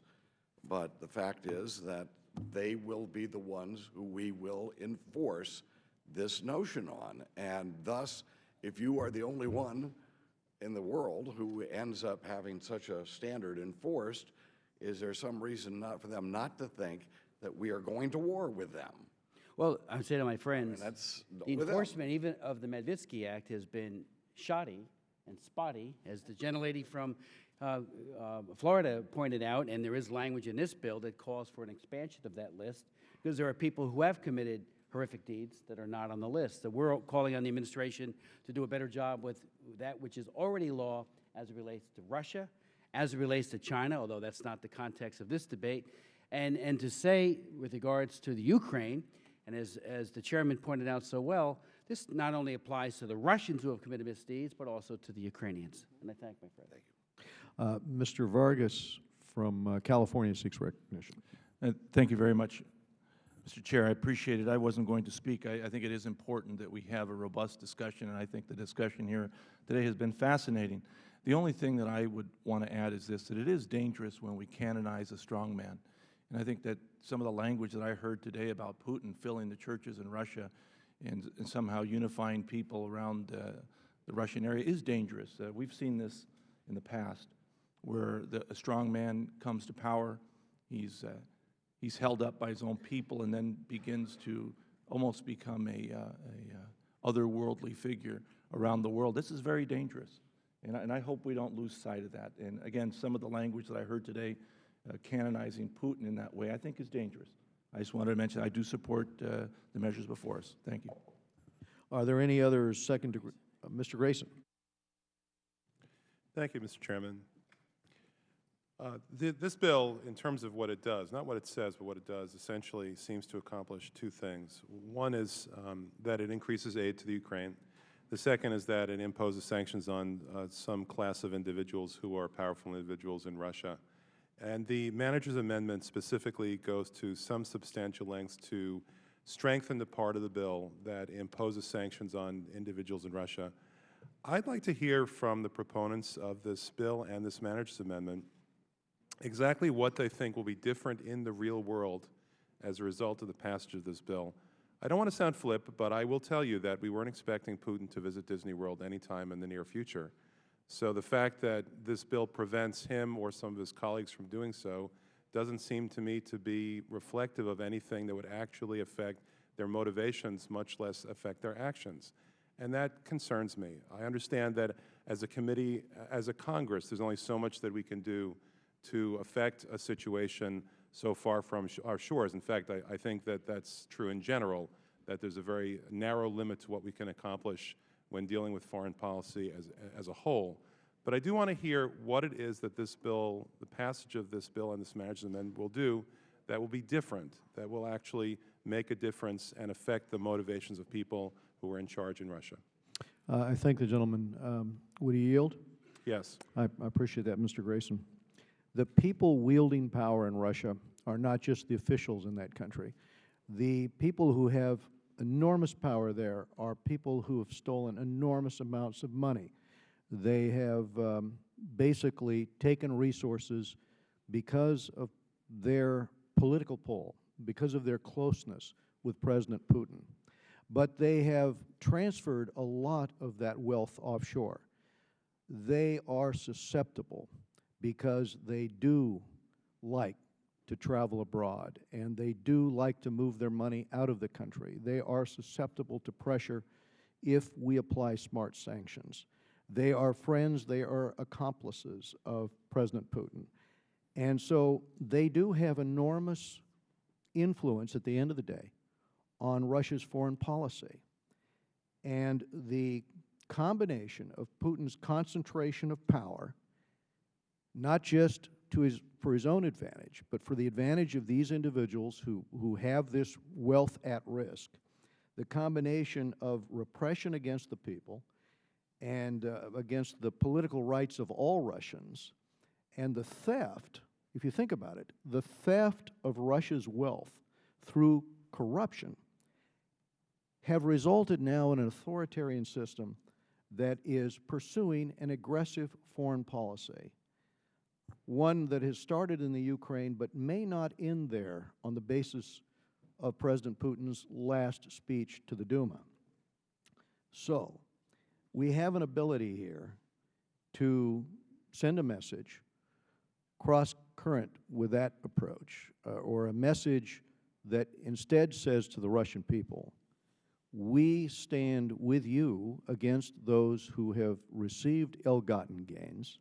In particular, these individuals have benefited, as we know, from the dissolution of rule of law in Russia. And so this, as we're looking for leverage, this is a way to put enormous pressure on Moscow. That would be the calculus in terms of the sanctions, smart sanctions that we have, in my view, in the bill. All right, I'll reclaim my time. So just to pursue this further, what we're talking about here is using the fact that the Russian oligarchs have amassed a large amount of offshore, outside of Russia assets, to use pressure against them to get them to pressure, presumably Putin, to change Russian foreign policy and make it more, shall we say, discreet. So, for instance, one could picture the United States and the European Union working together to actually seize, through sanctions, the assets of Russian oligarchs that are held outside of Russia, including, for instance, ownership of the Brooklyn Nets. One could picture, for instance, nationalizing the Nets. I'm not sure that would be worth very much, but one could do that. So is it in fact anticipated that this bill would be used for the purpose of actually seizing assets of Russian oligarchs that are held offshore in the United States or in Europe or elsewhere? Our President will be meeting with heads of state in Europe to discuss next steps, but this would give the President the ability to freeze those assets. And I would argue that the specter of those assets being freezed will focus the mind of those close to President Putin. This is not as confrontational as other approaches that might be suggested, but it is one that I think is effective because the amount of wealth we're talking about, the amount of ill-gotten gains, and the amount of influence that these people have is truly disproportionate. Russia is no longer a society in which the direct influence of the people are as influential as those who have replaced that by political pull, by being close to the head of state. And so their input, I think, at the end of the day, is going to be important. I've raised other leverage that we have in the legislation as well, but per this issue, that's the calculation. Thanks for the explanation, Mr. Chairman. Thank you. We go now to Mr. Connolly. Mr. Chairman, I was simply going to observe, I find it interesting that our friend from Florida has made a passionate case for the justification of the power grab in the Crimea because of Russian heritage and the will of Russian majority at the expense of a very substantial Tatar minority. And, of course, we ignore in the process of that rationalization the fact that Russian thugs were bussed into Crimea deliberately to influence the outcome, deliberately to intimidate those who might have a different point of view. But my only point is I find it odd, having given that passionate statement, we're suddenly now concerned about the efficacy of the sanctions legislation in front of us. Which is it? Do you favor the power grab in Crimea, or do you in fact simply want to make sanctions even more effective? I yield back. Will the gentleman yield to me? I certainly will. Okay. It's both. I yield back. Right, we recognize Mr. Yoho of Florida. Thank you, Mr. Chairman, and I appreciate it, and I understand the intent of what we're trying to do here, and I do support the intent of supporting the people of the Ukraine. However, I think the process that we're going through is a little bit misguided, and what we're talking about is, Russia stepping up and showing their power. I've got in front of me the history of the Crimean Peninsula, and it says that Crimea is an autonomous parliamentarian republic within Ukraine, subject to the Constitution of Ukraine in accordance with the laws of Ukraine, but they also have their own constitution, and they stand as kind of an independent state from what I read here. And 58% of the population of Crimea is ethnic Russia. Again, I support the intent of what we're trying to accomplish, but I think what we're seeing in Russia is Mr. Putin stepping up. He's emboldened. You're seeing Venezuela emboldened. You're seeing China emboldened along with Iran and Syria. And I think the reason we're seeing that is we're trying to project strength, but they see us as weakened. And I know I don't need to remind everybody that we're $17.4 trillion in debt. The government was shut down in September and October because of the lack of funds, and yet we want to give more money to a country, and we have to borrow that money, yet we have people in our own country that can't get health insurance or they can't send their kids to school. And for us to project strength, I think it's time we strengthen America and rebuild America. And that's the only way that you can show up in a fight, say, or in a confrontation. You can't show up when you're hemorrhaging, and I think the rest of the world knows we're hemorrhaging. And so, again, I support what we're trying to accomplish. And I need to, just for information to pass this out, that we gave the Ukraine over $102 million last year, and we've committed or obligated $3.6 billion since 1990 to help them do all the things that we should have been monitoring that has brought us to this point. And to go forward and saying money's the solution without being from a point of strength, I think is erroneous, and I just think it sends the wrong message that we can solve this problem. Will the gentleman yield? Strong. Yes, sir, I will. Okay.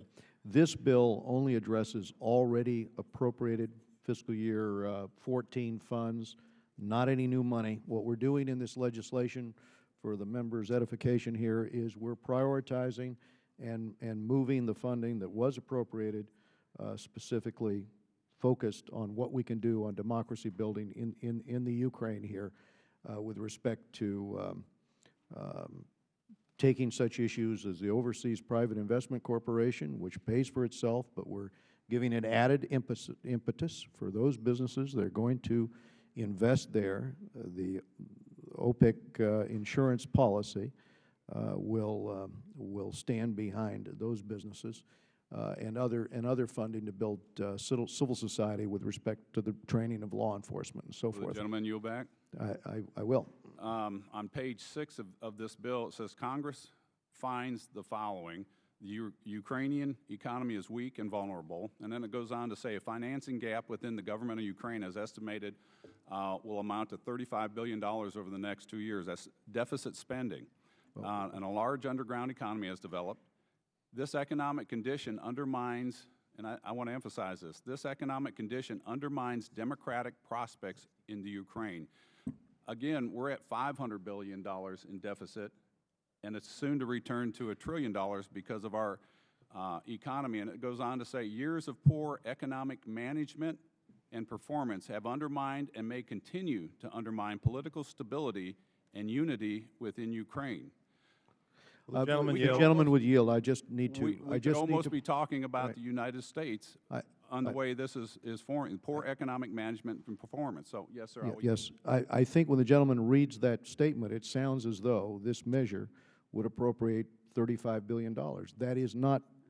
It referenced the fiscal problem right, I understand that exists in the Ukraine, but the lion's share of that is being shouldered by Europe. I think if you totaled, and I'm doing this by memory, but if you totaled up the provisions here in terms of supporting law enforcement in the Ukraine, etc., it's about $68 million. The reference that you're citing is simply the facts on the ground in Ukraine, but No, not I what agree we're with that, committing to. And I do want that to be understood here. And again, the $68 million or so that we do commit here is money that was already appropriated for the budget for foreign affairs that we are reprioritizing for this purpose. And so I think that clarifies a little bit. If I had my our purpose, intent. if I had Yes. my druthers, I'd rather pay off our debt with that money at this point in time. Will the gentleman yield?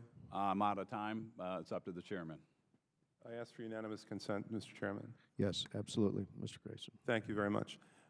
My reading of the bill, Congressman Yoho, is that we're actually taking money from the Pakistani aid budget and putting it into the Ukraine aid budget instead. So rather than stealing from Peter to pay Paul, we're actually stealing from Paracha to pay Pavel. I yield back. And I believe, if I could, would the gentleman yield? Yes. In terms of that portion of the budget, I think it's broadcasting in Pakistan that we're taking the funds and applying it here, for the record. Now, are there any second-degree amendments to the manager's amendment? Hearing no second-degree amendments, the question occurs on the manager's amendment. All those in favor say aye. Aye. All those opposed, no. No. In the opinion of the chair, the ayes have it, and the manager's amendment is agreed to. And I would now like to call up en bloc. This is a number of amendments from colleagues on both sides of the aisle that were sent to your offices last night. They're in your packets this morning, so I'm going to ask unanimous consent that the following items be considered en bloc. Grayson, Amendment 232. Keating, Amendments 27 and 28. Lowenthal, Amendment 23. Messer, Amendment 120. Without objection, so ordered. Do any members seek recognition to speak on the en bloc amendments? Hearing no further requests for recognition, the question occurs on the en bloc amendment. All those in favor say aye. Aye. All opposed, no. In the opinion of the chair, the ayes have it, and the items in the en bloc amendment are agreed to. Are there any other amendments to the Mr. bill? Chairman? Mr. Chairman? Mr. Connolly. Thank you, Mr. Chairman. I have an amendment at the desk, amendment number 98. The clerk will report the amendment. Amendment to H.R. 4278, offered by Mr. Connolly of Virginia. At the end of Title I, add the following. Section 110, Annual Report on Security Developments in the Russian Federation and their efforts on Ukraine. Without objection, the amendment will be considered read. The chair reserves a point of order and recognizes the author to explain the amendment. I thank the chair. And I think this amendment's been provided both to the chairman and the ranking member for their consideration and clearance. This is a complementary amendment to a provision in the Senate bill requiring an annual report on security developments in the Russian Federation and the effects they might have on Ukrainian sovereignty. The report includes an assessment of the security situation in regions neighboring Russia, including the Crimea, the goals and factors shaping the security strategy of the government of Russia, including potential annexation of non-Russian territory, trends in Russian security behavior that would be designed to achieve Russia's security goals, and an assessment of the global and regional security objectives of Russia that would affect NATO, the Middle East, or the People's Republic of China, an assessment of the capabilities of the Russian military and those capabilities' effects on potentially Russia's neighbors, and any other developments that the Secretary of State considers of strategic importance to our national security with respect to this subject. And with that, Mr. Chairman, I yield back. Thank Or the yield to gentleman for yielding, and I want to just share with you, Mr. Connolly, I support your amendment. Given Russia's continued aggression toward Ukraine, which may yet extend to other countries in the region, I think this report would be very useful in helping to gauge the potential impact from the future development of Russia's armed forces and from its foreign policy, and therefore I would support its inclusion. I thank the chair. Do any other members seek recognition to speak on this amendment? Hearing no further requests for recognition, the question occurs on the amendment. All those in favor say aye. Aye. All those opposed, no. In the opinion of the chair, the ayes have it, and the amendment. Mr. Duncan. Mr. Chairman, I have an amendment at the desk. The clerk will read the amendment. Number 46. Amendment offered by Congressman Jeff Duncan of South Carolina to H.R. 4278, the Ukraine Support Act. Section 2.8, following, quote, increased natural gas exports and energy efficiency, end quote, insert, quote, in Ukraine, which could be greatly enhanced by the advances in energy extraction and exploration technologies, end quote, should read, quote, to support energy diversification initiatives to reduce Russian control of energy supplies to Ukraine and other European countries, including United States promotion of increased natural gas exports and energy efficiency in Ukraine, which could be greatly enhanced by the advances in energy. Without objection, the amendment will be considered as read, and the chair reserves a point of order, recognizes the author, Mr. Duncan, to explain the amendment. Okay. Thank you, Mr. Chairman. I applaud the efforts of Chairman Royce and Ranking Member Engel in drafting this bipartisan legislation in support of Ukraine. It really comes down to what side of history do we want to be on? When this is rewritten, do we want to be folks that, members of Congress and Americans that support a sovereign nation in facing aggression that harkens of the Cold War? And so I believe that we should use every tool in the toolbox to support like-minded nations like Ukraine. I support this legislation, but I believe the U.S. could do better to support the efforts and reduce Russian control of energy supplies to Ukraine and other European countries by increasing cooperation on energy extraction and exploration technologies such as hydraulic fracturing. This actually is larger than just Ukraine, because Europe is looking west to the U.S. We talked earlier about the LNG exports to lessen European dependence and Ukrainian dependence on Russian sources of energy. Today, Ukraine is heavily dependent on Russia for its source of energy. In the past, about 80% of Ukraine's oil and natural gas came from Russia. And according to the EU Energy Commissioner, in 2012, about 60% of Russian natural gas headed Europe went through the Ukraine, pipelines that go through the Ukraine. It's total dependence on Russia, and that concerns our friends on the other side of the Atlantic. Russia has used this leverage twice, in 2006 and in 2009, to cut off the gas supply to Ukraine. Again, it's used this leverage twice to cut off the gas supply to Ukraine. In today's volatile situation, Russia has considerable leverage over Ukraine through its energy capabilities. According to a recent Forbes article, Ukraine could hold more than 40 trillion cubic feet of recoverable shale gas. That's a move toward energy independence if they can harvest those resources to use those within the Ukraine. With the incredible growth in U.S. natural gas resources, particularly from shale gas, with growth up 72% since 2000 and 49% since 2005, I believe that the U.S. and Ukraine should consider the benefits of energy extraction and exploration technologies on how to increase our cooperation to use U.S. expertise in fracking to help meet Ukraine's needs to develop this capability. We're not forcing this technology on Ukraine. They have asked for it. Businesses are willing to get involved, and last year Ukraine signed a natural gas exploration deal with both Royal Dutch Shell and Chevron. This is something Ukraine wants. This is something, technology that we have. Regardless of where you come down on the political spectrum with regard to hydraulic fracturing, we're talking about Ukraine's, as a sovereign nation, wanting to pursue this. In essence, we often say that it does more good to teach a man to fish rather than simply give him a fish. Well, I believe it will be more sustainable for Ukraine in the long run if we apply this same principle. And with that, Mr. Chairman, I think we should support this amendment, and I urge the colleagues to support. And with that, I'll yield back. Thank you. Do any other members seek recognition to speak on the amendment? I'm looking for baseball signals. Mr. Grayson and Tulsi, and over here. Mr. Grayson is recognized. Thank you, Madam Chair. I'd like to ask a few questions of the gentleman from South Carolina, specifically regarding the second part of his amendment. Why does the gentleman think it would be constructive for this Congress to tell the Ukrainian Congress what it should be passing or not passing? Well, what we're doing is trying to give them the ability to have access to the hydraulic fracturing technology.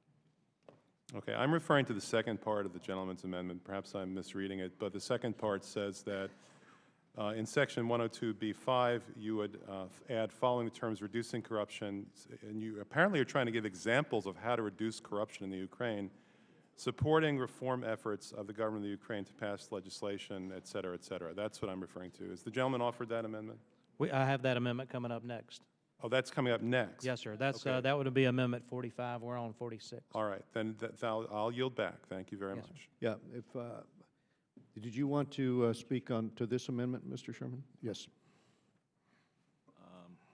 I rise in cautious opposition to this amendment simply because we're going to spend all day tomorrow talking about energy exports.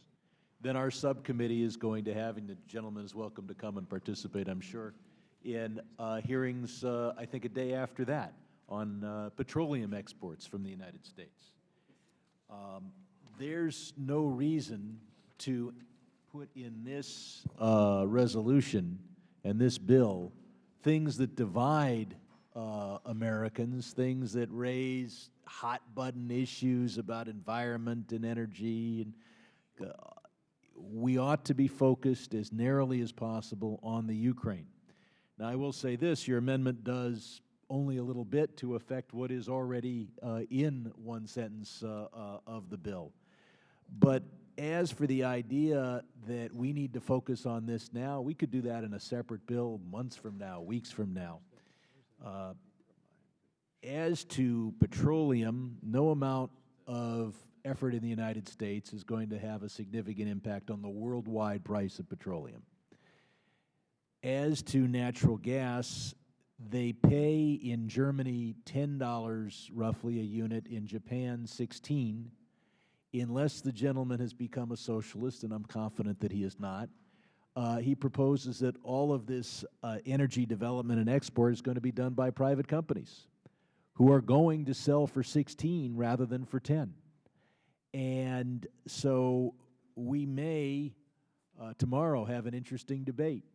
Japan has mothballed all of its nuclear electric generation facilities. It is buying a huge amount of natural gas, and maybe that natural gas could come from the United States. But what does that have to do with the Ukraine? Whether we export natural gas, how much we drill, is an interesting issue. That's why I'll be here tomorrow. To think that if only we developed more natural gas in the United States, our private companies would choose to sell it to the Ukraine for much less than Japan will pay for it, seems unlikely. The Ukraine buys virtually all of its natural gas without it having to be liquefied and regasified. Japan, being an island, has to have its natural gas liquefied, then it has to turn it back into gaseous state at great cost. So I don't see a reason for this resolution to focus on a red button, hot, partisan, environmentalist versus economic development, energy issue, and for that reason would oppose the amendment. I yield to the chairman. I take the gentleman's point, but if we think through another alternative, what if we were to use the permitting process on LNG as basically a strategic asset for foreign policy? And what if we were to, just for sake of argument, grant that permit on the condition that the export, in this particular case, go to Eastern Europe or Ukraine? Because our situation is this right now. We are flaring gas because of a glut. We're capping wells. It seems to me that, and again, I'm moved somewhat by the arguments that our chairman of the Joint Chiefs made about using this as a strategic asset. I understand your point that if we opened this up and it was simply the argument that you were to expand to every market in the world, but what if we reached some kind of compromise on the idea that the additional increase in the export of LNG would be for a national purpose? Now, it would have the added benefit of increasing, it would actually increase the deficit for Russia if we did that. It would decrease our deficit if we did that. It would create more jobs in the gas and oil industry here in the United States if we did it. But I just raise it for your reclaiming consideration. my Yes. non-existent time. Yeah. I think that's an interesting issue to discuss tomorrow. Yes. It doesn't have to be dealt with in this bill. It will raise even some questions on the right as to whether we should tell a landowner who wants to drill for natural gas, export that natural gas to Japan and get paid $16 per unit for it, that we're not going to let that landowner do it. We're not going to let that oil company do it. They're going to have to sell to Ukraine for $9 a unit or $10. That's a discussion for tomorrow. I hasn't hesitated to criticize people in my own party over in the other body for not moving as quickly as possible to help the Ukraine. So far, not a single piece of legislation has been signed by the President on the Ukraine. And Crimea has been invaded, seized, and annexed. I would like this bill to go forward, and I look forward to tomorrow's hearings and what you're proposing. And I also think that, speaking of seizing territory, I think we should seize the jurisdiction of the Energy and Commerce Commission, committee, so that we're in a position to decide not only whether or not energy is developed and under what conditions, but to whom it is sold. And there's one kind of naked aggression and power grab that I'm in favor of, and that's it. Will the gentleman yield? I yield back to the chairman. I appreciate the gentleman for yielding. It is our responsibility to set broad parameters on foreign policy. I do think this is a case where an absolutist position is probably not going to prevail. Either the absolutist position that all permits be granted, or the position that none be granted. I do, however, think it is worth contemplating this concept originally raised by the chairman of the Joint Chiefs, that additional permits granted be in our foreign policy interest. And this is something that I think as the weeks unwind here is worthy of consideration, because it might be a way to bridge the divide. I think Mr. Meeks was seeking recognition. Thank you, Mr. Chairman. I just wanted to, join in with Mr. Sherman. I've heard your idea, and it is something that is intriguing to me, because I've been going back and forth as to what we should do, and I know talking to some individuals within my district and making sure that I have foreign policy considerations also. But you've done such an excellent job, I think, in making sure that we have a bipartisan agreement where we don't have any of those agreements, and we can have a separate, and I think that will take place tomorrow, because, I am listening, and I think that to have an intense debate focused on this issue and this issue alone would be beneficial to members. I know it would be beneficial to this member to have a real debate on what we should do, and maybe if we can show that we're just doing it for the Ukraine and it helps us overall in our national interests, et cetera, that could win over some other members. But to do it in a bifurcated way, I think is tremendously important, moving forward, because you've done such an excellent job, I think, on this bill in a bipartisan way. So I would agree with Mr. Sherman. Let's debate that tomorrow. And I am intrigued by what the chairman has indicated, setting as an example of how we could do it, and would love to hear more and have further debate in that regards. But I think that it should not be included in this bill. Will the gentleman yield? Mr. Duncan, if I could first explain Mr. Duncan's amendment very succinctly so that there's a full understanding.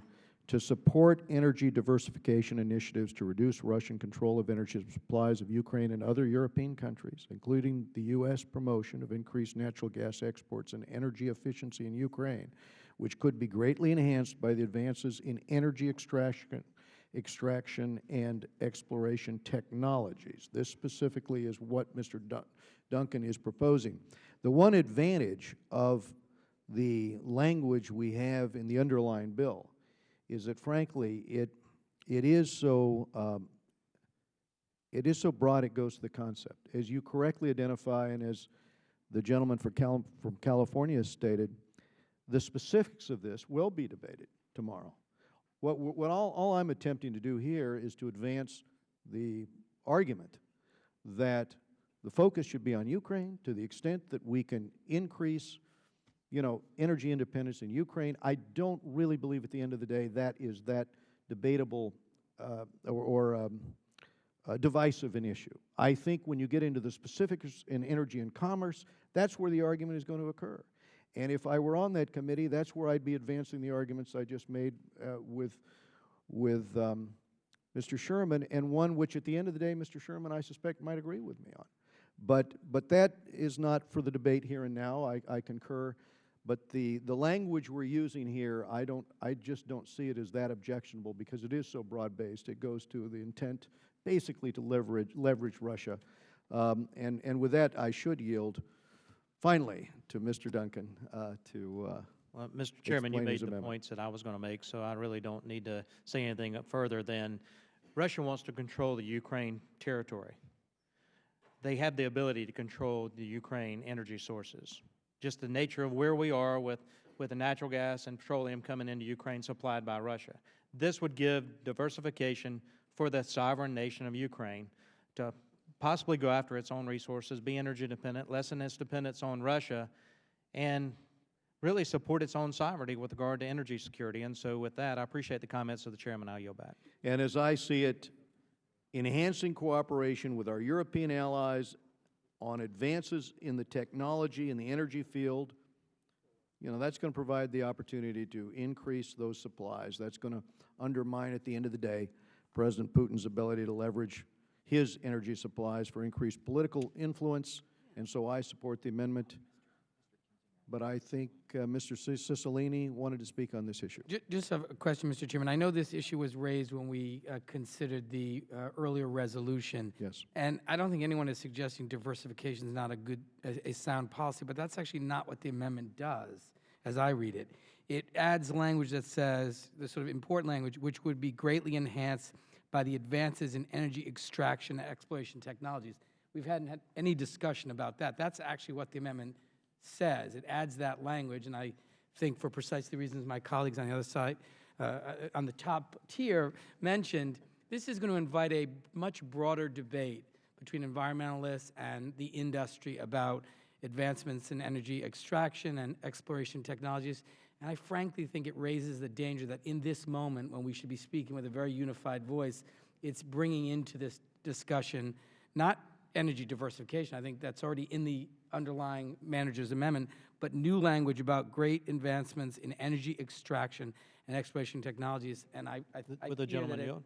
It doesn't say what that technology is. It's just saying that it's a statement, which would be greatly enhanced. And surely it would. It would be greatly enhanced. Their diversification initiatives would be greatly enhanced by energy extraction exploration technologies, regardless of what those may be. If the U.S. has the ability to help Ukraine become energy independent, regardless of what those extraction techniques or exploration technologies are, we should be open to giving those to the Ukraine should they ask for them. And I think it's just a statement there at the end. Yeah, reclaiming my time.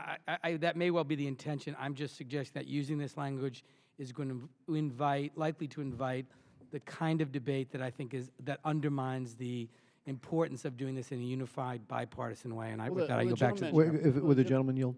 Mr. Cicilline, the language, I guess I'm looking at this very legalistically, but the language says in Ukraine, which could, fortunately says, which could be greatly enhanced by the advances in energy extraction and exploration technologies.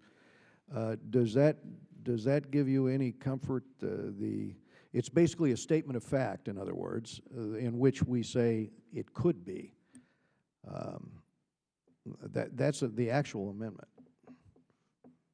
Not his explanation of the amendment, but, no, but the actual underlying I've had the benefit of this Yeah. discussion during this hearing, and it doesn't give me grave concern. What I'm saying is that language, without a lot of discussion around it, I fear is likely to raise the kinds of concerns that will cause people not to support this, and I think that would be very bad. That's the reason I raise it. Mr. Kinzinger was Thank you, seeking time. Mr. Chairman. As I dealt with a week ago when we talked about this, I am a huge supporter of the idea of exporting our natural gas, playing a counter to Russia. I'm a huge supporter of what the gentleman from South Carolina is trying to do here. But this has been weeks, and we are finally getting a bill out. And I'm glad, and I commend the chairman on all his hard work to do it. But we saw the Senate getting mired down in a lot of issues, And I hope we don't do that here for that reason. And I am completely supportive of the idea. I'm also on the Energy and Commerce Committee, so Mr. Sherman, we may have a little battle on the jurisdiction, but as a member of Energy and Commerce, we're talking about this. We're talking about this on the committee, and I am going to be on the side of helping Ukraine and become energy independent with the help of the United States. But I will oppose this amendment because I think at this point we have got to move forward, get this thing out of here, and you see by what we're doing on the committee and the battle that we're having right now, this is going to be repeated on the floor, and while I disagree with my colleagues that would vote against it for that reason, there will be colleagues that will vote against it for that reason, and I think we're miring ourselves down in a situation similar to what the Senate had. And I think, frankly, as the section reads already, increased natural gas exports and energy efficiency is actually pretty sufficient for what we're trying to do for this. Could I ask the gentleman, Mr. Kinchinger, if we attempted with Mr. Duncan and Mr. Cicilline to work out some kind of diversification language, could you see yourself free to this? Well, then let me go to the real question, which is to Mr. Duncan. Mr. Duncan, if we were to work with Mr. Kinchinger and Mr. Cicilline during the next half hour while we move forward with these amendments to try to get some type of language to the issue of diversification of energy for Ukraine, would that be permissible? Okay, then you'll withdraw the amendment pending. I'd withdraw the amendment at this time, and for the staff to work out language. And I would request have another amendment at the desk, amendment number 45. The clerk will read the amendment. Amendment to H.R. 4278, offered by Mr. Duncan of South Carolina. Page 8, line 5, insert before the period at the end of the following, quote, such as by supporting reform efforts of the government of Ukraine to pass legislation related to greater accountability for government officials, greater protection of private property, and increased transparency of government funds, end quote. Page 16, line 14, insert, quote, 4, the government of Ukraine should make greater efforts to secure the protection of classified information and military equipment, end quote. The chair is going to reserve a point of order and recognize the author to explain the amendment. Thank you, Mr. Chairman. Folks, Ukraine is effectively bankrupt. It needs at least $20 billion in aid to stabilize its finances. And although Ukraine and the EU signed an association agreement last week, Ukraine's financial situation, cultural polarization, and geographic divide alone present enormous challenges. Furthermore, Russia's invasion of the Crimea, capture of Ukraine's Belbek Air Base, and on March 22nd, and the seizure of a Crimean naval base yesterday add immense risk and volatility to the region. So while the U.S. must support those in Ukraine seeking greater freedom from Russian pressure, we also have a responsibility to the American people to require accountability and transparency of U.S. tax dollars. I'm concerned that the U.S. government is not prioritizing anti-corruption efforts in Ukraine strongly enough. In fact, on March 14th, representatives of Ukrainian public organizations and initiatives made some bold public statements to Parliament of Ukraine and a visiting bipartisan U.S. congressional delegation where they said it will be impossible to implement measures offered to Ukraine by the United States without a large-scale anti-corruptive strategy. The Parliament of Ukraine has yet to pass any law enabling new leaders of Ukraine to counteract corruption and change the system in the departments starting from now. So far, there are no guarantees that money received by new Ukrainian authorities before presidential election for reforming and actual reloading of the state will be used transparently and for their designed purposes. Ukraine must not receive a single cent from foreign partners until necessary anti-corruptive legislation will be adopted, and we, taxpayers who will repay these debts, often sufficient instruments of control over budget expenditures. All those were quotes from that meeting of last March 14th. My amendment is very simple. There are two sections that require the U.S. policy toward Ukraine must emphasize more strongly anti-corruption efforts by the government of Ukraine and urge the government of Ukraine to require greater accountability, protection of private property, and transparency. This amendment also urges the government of Ukraine to pass legislation to counteract corruption and secure the protection of classified information and military equipment, since there have been many problems with the protection of these valuable assets. Again, this amendment urges the parliament in Ukraine to do these sort of things. To speak, I think, to the original question from the gentleman from Florida earlier, this is not mandating that the Ukrainian parliament do anything. This is urging them to pass legislation related to greater accountability for government officials. I think part of the revolution that we saw in Ukraine recently and the running off, so to speak, of the existing president was part of that anti-corruption mindset. And so I would urge my colleagues to get behind this amendment and pass it. And with that, I'll yield back. Yeah, thank you, Mr. Duncan. I don't see this as being controversial because I think all of us agree that Ukraine must confront corruption head on. That's why the bill prioritizes a number of anti-corruption initiatives here, including in the initial statement of policy, including in the subsection dealing with other donors and international institutions.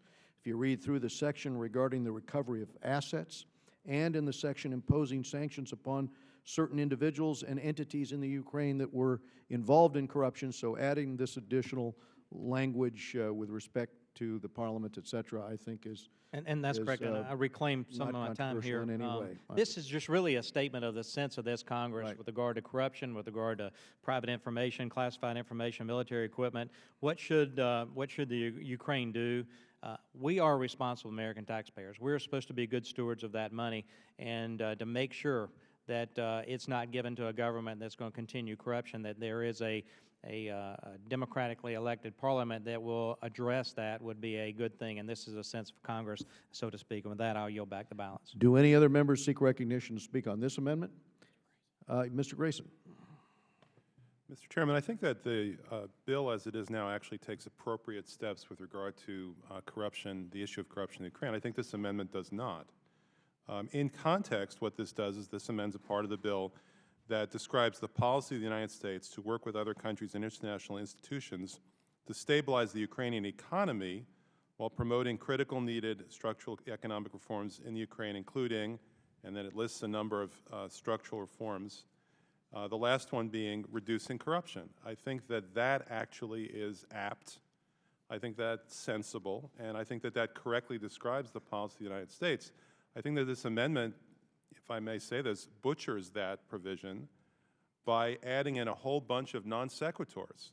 What this does is it says that it's the policy of the United States to reduce corruption by, among other things, providing greater protection of private property.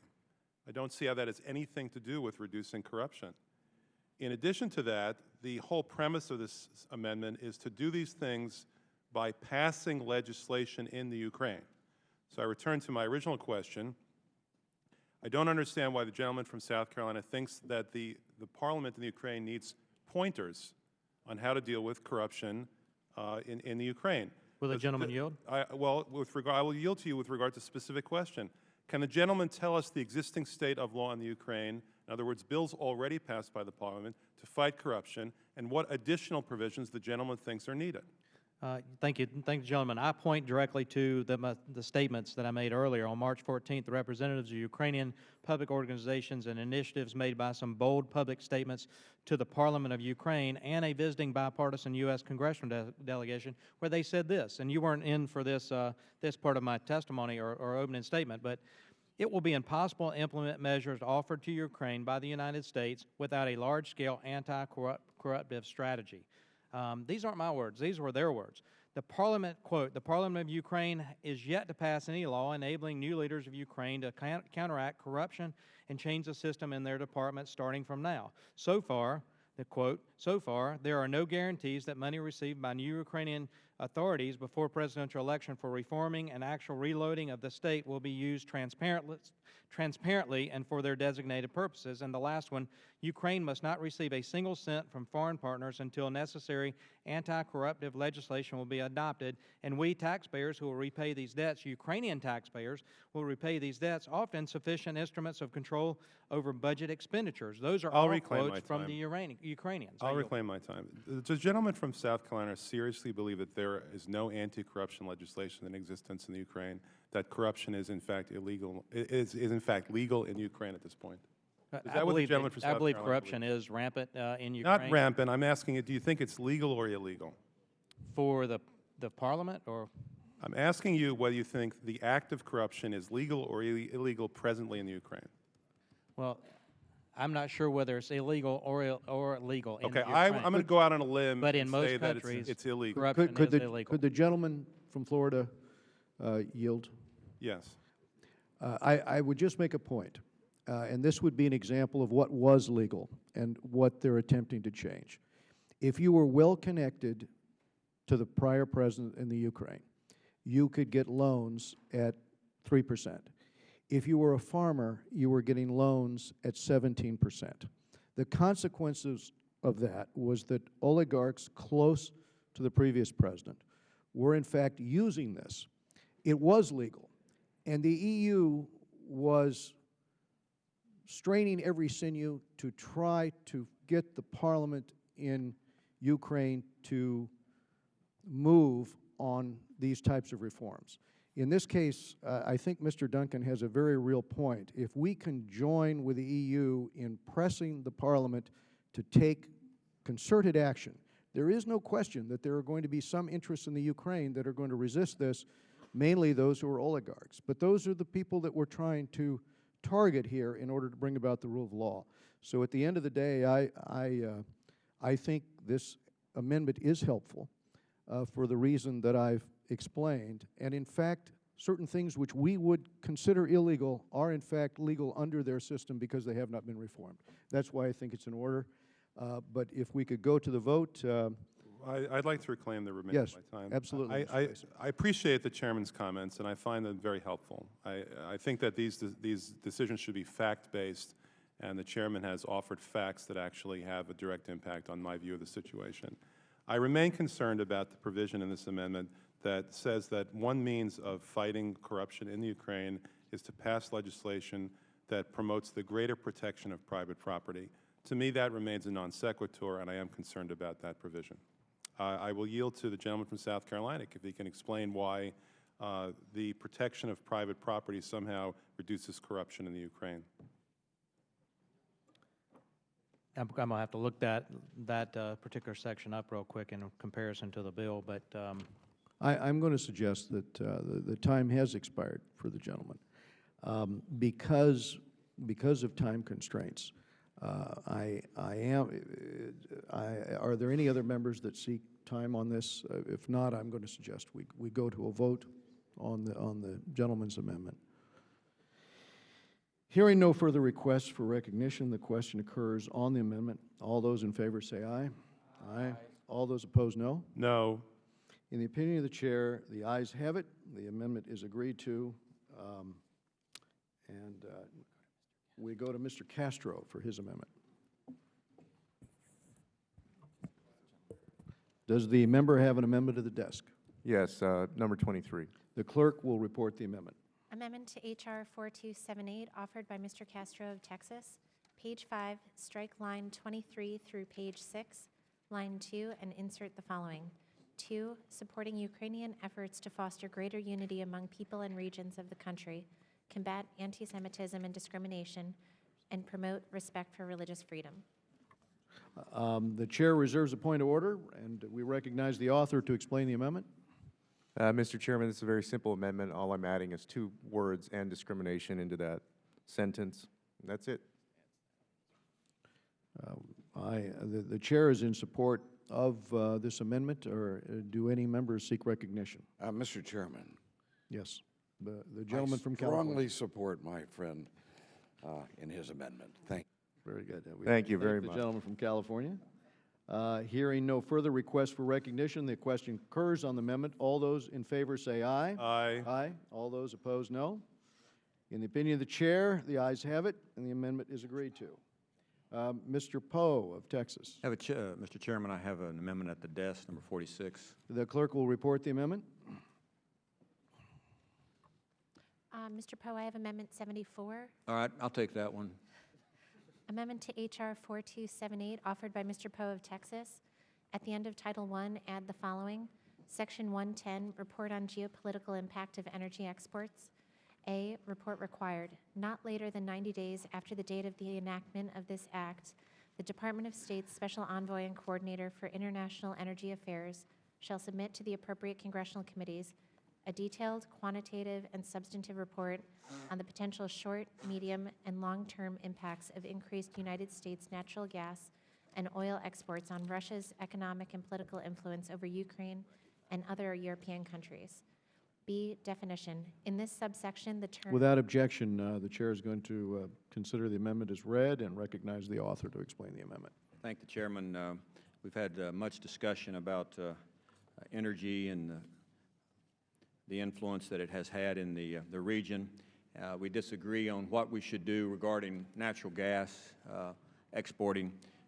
This simply requires that the State Department use its resources to prepare a study and report back to Congress whether it's a good idea or not for us to make a decision later on whether or not we should export energy to the region. So basically the amendment is very, very simple.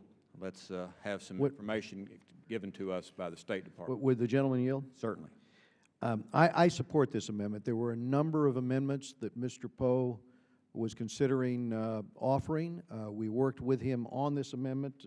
This amendment is important, I think, to the Congress and to the administration that we have a strategic understanding of the potential for increased U.S. natural gas and oil exports to reduce Putin's stranglehold over Ukraine and Eastern Europe, and I think it speaks to just that issue. Mr. Engel. Yes, thank you, Mr. Chairman. I want to commend Mr. Poe. I support his amendment. I think it's important. I think this is something that is very relevant with the matters of discussion today, and I would urge my colleagues to support it.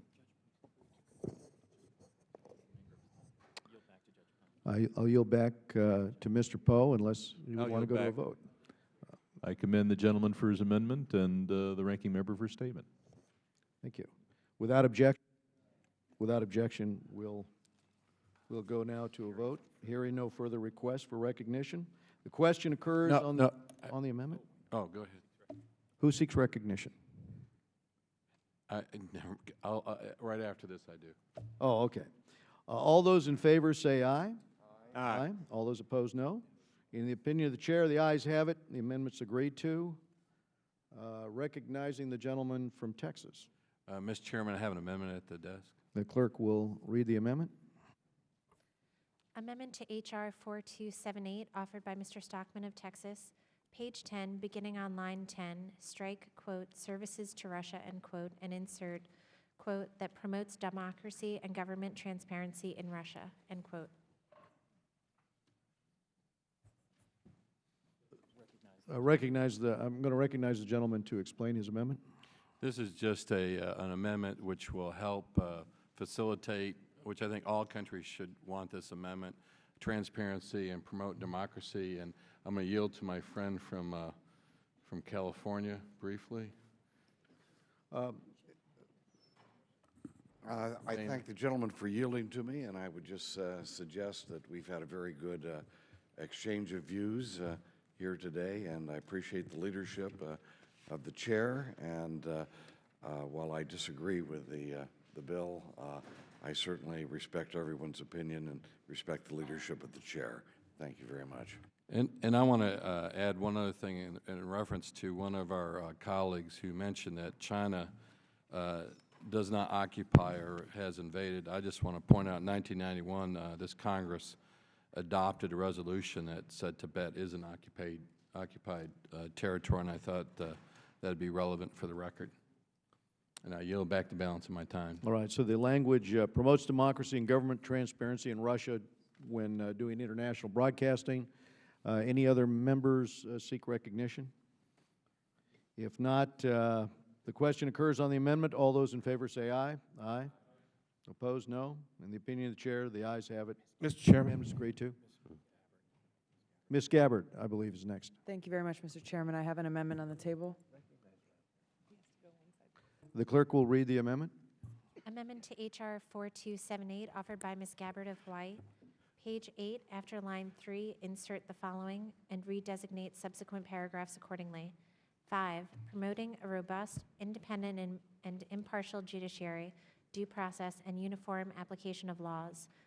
Page 13, line 5, after quote, law enforcement, end quote, insert quote, and the judicial system, end quote. Page 13, after line 12, insert the following and redesignate subsequent paragraphs accordingly.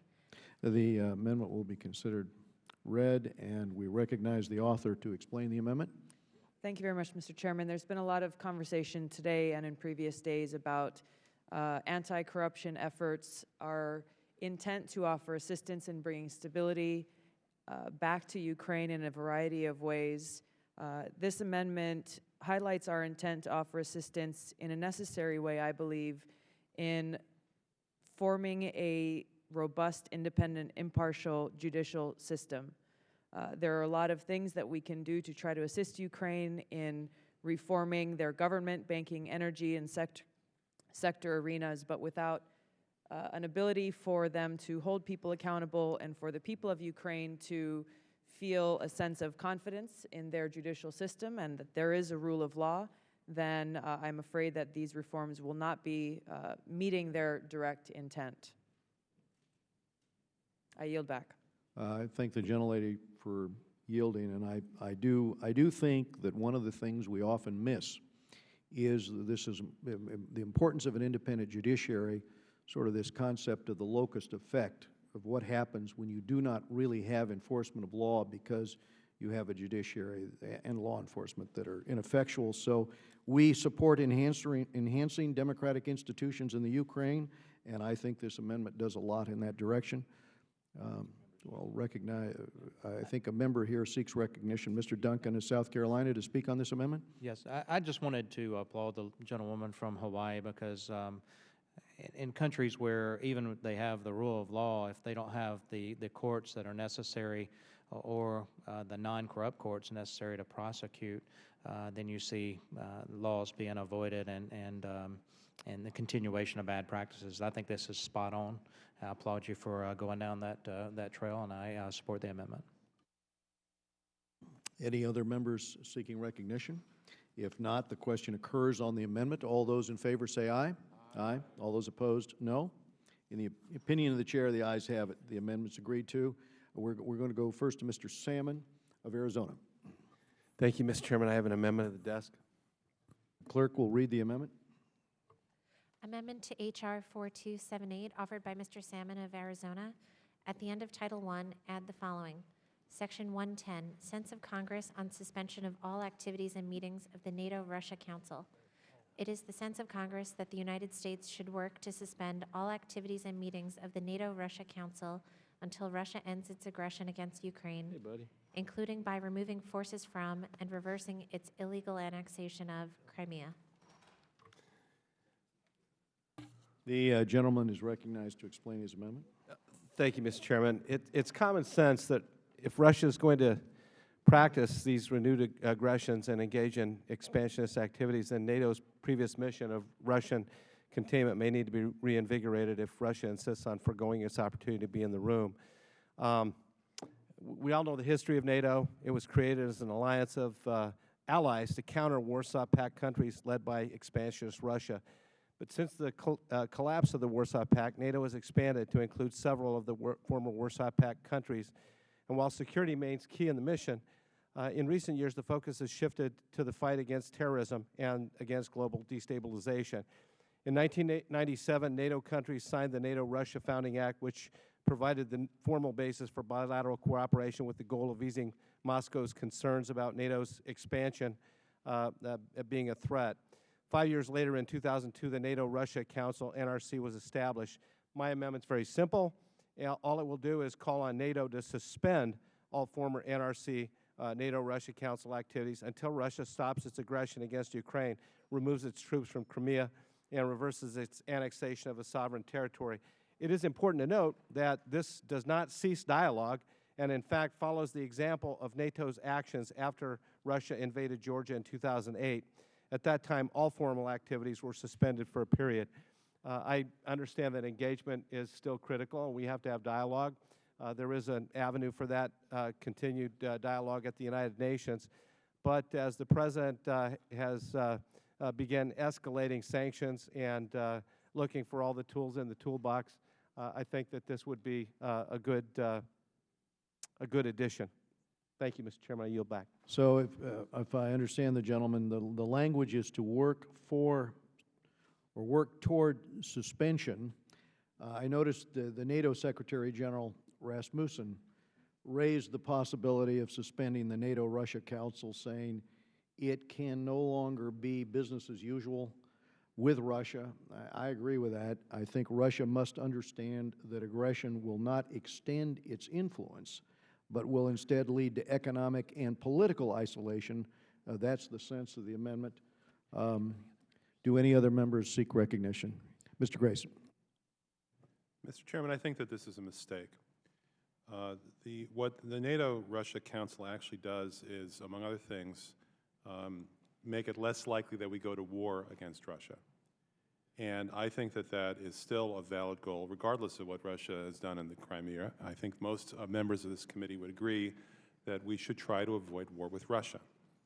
In addition to that, the NATO-Russia Council serves many purposes that are in our direct strategic interest as a country. For instance, through the NATO-Russia Council, we have obtained logistical support for our war in Afghanistan from the Russians. Because of the NATO-Russia Council, the Russians have provided us with logistical support for that war, which apparently will continue at least through the end of this year. Secondly, through the NATO-Russia Council, we have joined with the Russians to fight terrorism. Up to this point, the Russians have a very positive and helpful record with regard to fighting terrorism. They've been the victim of terrorism just as the United States has been the victim of terrorism. The way that we accomplish that cooperation is through the NATO-Russia Council. Withdrawing from the NATO-Russia Council or forbidding Russia to participate in the NATO-Russia Council will actually, in a sense, promote terrorism. In addition to that, the NATO-Russia Council has served to help prevent proliferation of nuclear weapons in other countries. Obviously, we need the Russians' cooperation if we're going to have any hope of preventing Iran from obtaining nuclear weapons. That cooperation comes through the NATO-Russian Council. If we disband the NATO-Russia Council, we are in effect making it more likely that Iran will attain a nuclear weapon. Therefore, for these reasons, and among all the other things that the NATO-Russia Council accomplishes that are in our direct strategic advantage, I don't think that we should withdraw from the NATO-Russia Council. I don't think that we should attempt to disband it. I don't think that we should do anything to harm the productive accomplishments of that council. I yield my time. Mr. Chairman? May I respond? I'll yield to the gentleman. Thank you very much. There is nothing in the language that says that we would disband it. It says it suspends it for a time until they pull back from their hostile invasion of Crimea. It doesn't say that it would be disbanded or that it would be done away with. It would be suspended. The President has talked about a lot of red lines. I'm trying to make that line just a little bit redder. I'll reclaim my time. At this point, it is equally likely that the Russians will withdraw from their so-called hostile invasion of Crimea and that the United States will withdraw from its so-called hostile invasion of Texas in the 1840s. It's not going to happen. If we pass this amendment and, in fact, we do suspend all activities and meetings that take place of the NATO-Russia Council, we are, in effect, disbanding the Council. That's the reality of the situation. The reality of the situation is that doing this hurts ourselves, hurts our strategic interests, hurts our role in the region and throughout the world. That's a bad thing to do. Will the gentleman yield? Will the gentleman yield? Yes, I'll yield. Let me recognize Mr. Keating first, and then we'll go to Mr. Sherman. Oh, gentleman still has time. Yes, absolutely. Sorry, you've yielded to I'll Mr. yield Sherman. to Mr. Keating, I think. No? Mr. Sherman? Mr. Chairman, no, I just have my own amendment pending. That's all. Okay. Mr. Sherman, the gentleman, you're recognized. I think we could achieve the purpose of this amendment by stopping it at the word council and eliminating the words until Russia ends its aggression against the Ukraine. Then we would simply say suspend our involvement in this council, and I think we need to do that for an appropriate amount of time. Obviously, if Russia withdraws from the Ukraine, I'd be the first to want to visit the council. But to say that we are going to suspend our activity really forever may goes beyond what we ought to do, given the importance of the council. Will the gentleman yield? Chairman.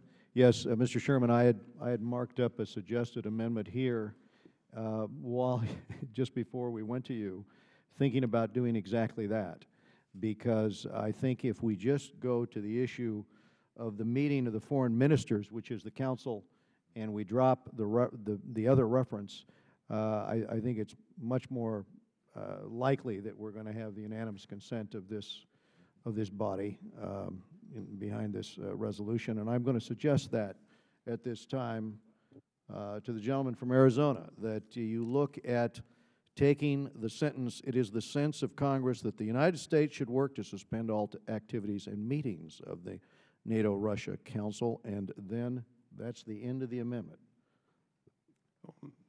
Yeah, that sounds great. Mr. Chairman, I ask unanimous consent that I'm not sure amendment whose be time it considered. is right now, Mr. Chairman. Well, May I address that? Reclaiming my time, I recognize the gentleman from Florida, Mr. Grayson. All right. With all due respect, and I appreciate the chairman's efforts to make something good out of this effort by the gentleman from Arizona, it sounds to me like the amendment that's being offered would suspend all activities and meetings of the NATO-Russia Council forever, and in effect disband it. If the chairman were to offer an amendment that would do so for a limited period of time, a limited defined period of time, then I think that in fact would be constructive. But to go from "we'll suspend the activities and meetings of the NATO-Russia Council until Russia withdraws from Crimea," to "we'll suspend the activities and meetings of the NATO-Russia Council forever," does not seem to me to be a step in the right direction. In fact, respectfully, maybe a step in the wrong direction. I yield back. Mr. Sherman. I would say the word suspend means you suspend for a while. This is a sense of Congress. I would think that we would allow the gentleman, give him his unanimous consent to change his amendment, and then if people want to vote for it. Would the gentleman yield? Yes, I will to the gentleman. The word temporarily suspend would probably satisfy the members of the committee. Will the gentleman yield? Yes. I find that it would satisfy me. However, the grammar police might be upset because of the split infinitive. That is true. However, for government work, I think it's close enough, Mr. Grayson. If it secures the support of the members of this committee, and I think this is the one way to do it, so I'm going to ask Mr. Salmon for unanimous consent that the Salmon amendment be read as follows. It is the sense of Congress that the United States should work to temporarily suspend all activities and meetings of the NATO-Russia Council, period. I would support that. All right. With any other members seeking? Yes, the gentleman from California. Let me just note that this is exactly the opposite direction that we should be going in, no matter even if we change the wording. The bottom line is if we have major differences with a country like as powerful as Russia, which we have to admit has its interest and we have our interest, and there are people, other people in this game as well around the world who would like to see countries that, what was the Soviet Union, but now Russia, and the United States, when they have a problem, it would be a good thing for us to talk things out. What we have here is an example also of what we're doing internationally when you had the G8 now has removed Russia from the G8. Now it's going to be called the G7. Mr. Chairman, this is the type of vehicle that we should be promoting. We should be promoting discussion between the top leaders of various powerful countries to see if we can overcome differences rather than suspending talks at a time when we need to be talking to one another.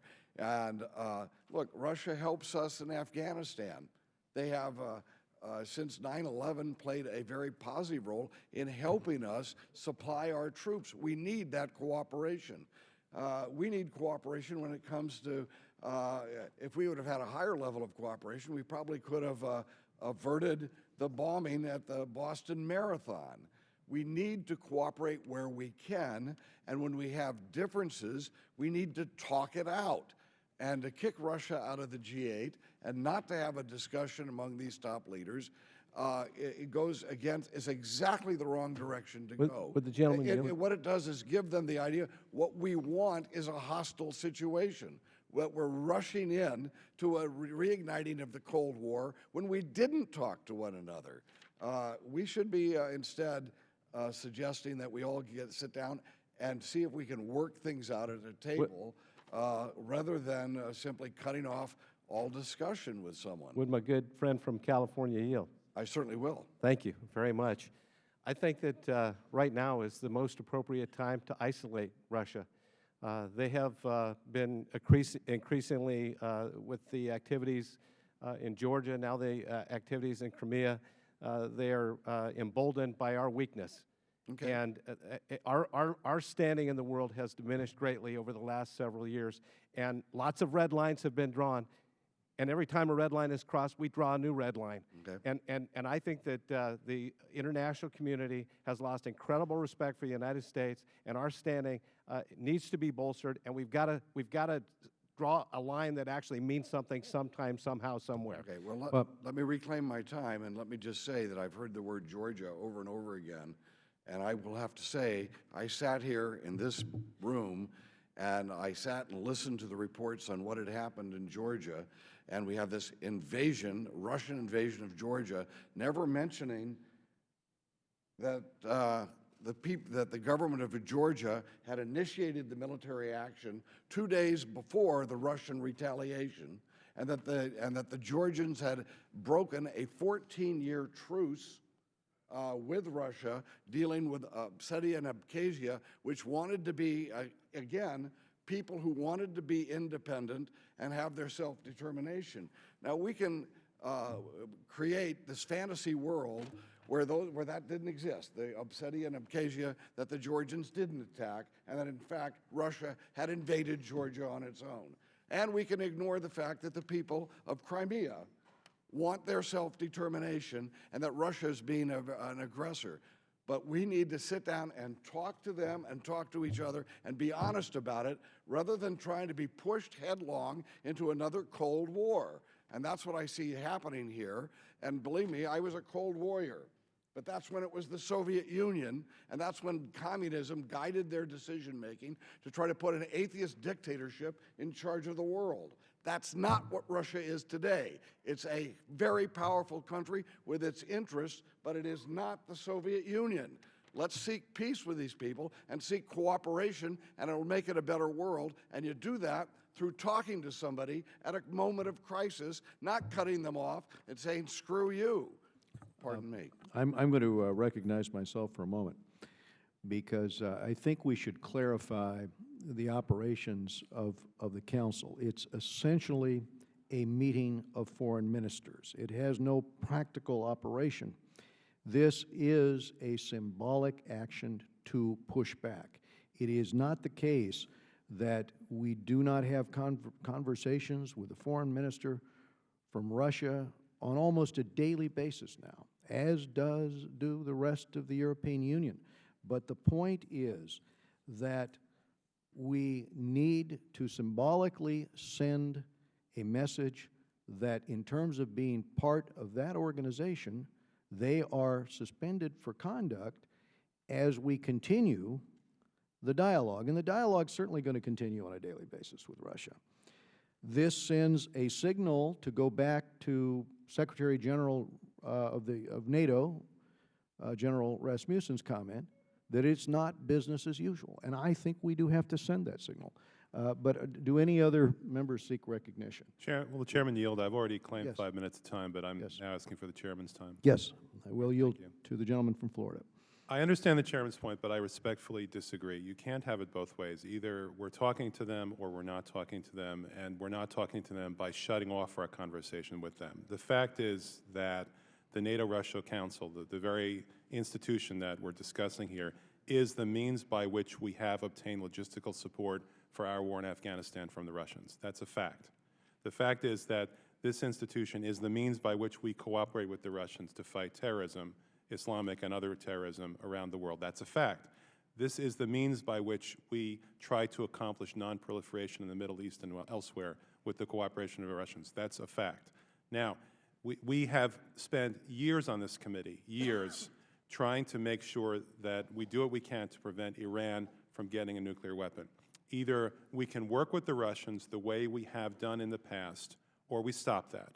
If we turn them away, if we push them away, if we won't talk to them, if we disband institutions like the NATO-Russia Council, the inevitable result of that will be that we no longer cooperate with the Russians, that there is, in fact, a de facto second Cold War. And the result of that is that we lose the benefit to us, that we get from cooperating with the Russians to fight terrorism for nonproliferation and otherwise. It is simply impossible, to give you one example, to have any effective institution of economic sanctions against Iran without the cooperation of the Russians. If the Russians do not cooperate with our institution of economic sanctions against Iran, the whole regime collapses. And I'm not talking about the Iranian regime, I'm talking about the institution of our economic sanctions against Iran.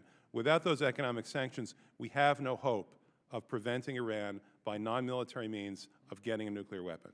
So we have a choice. You can't always have it both ways. You can't have your cake and eat it too.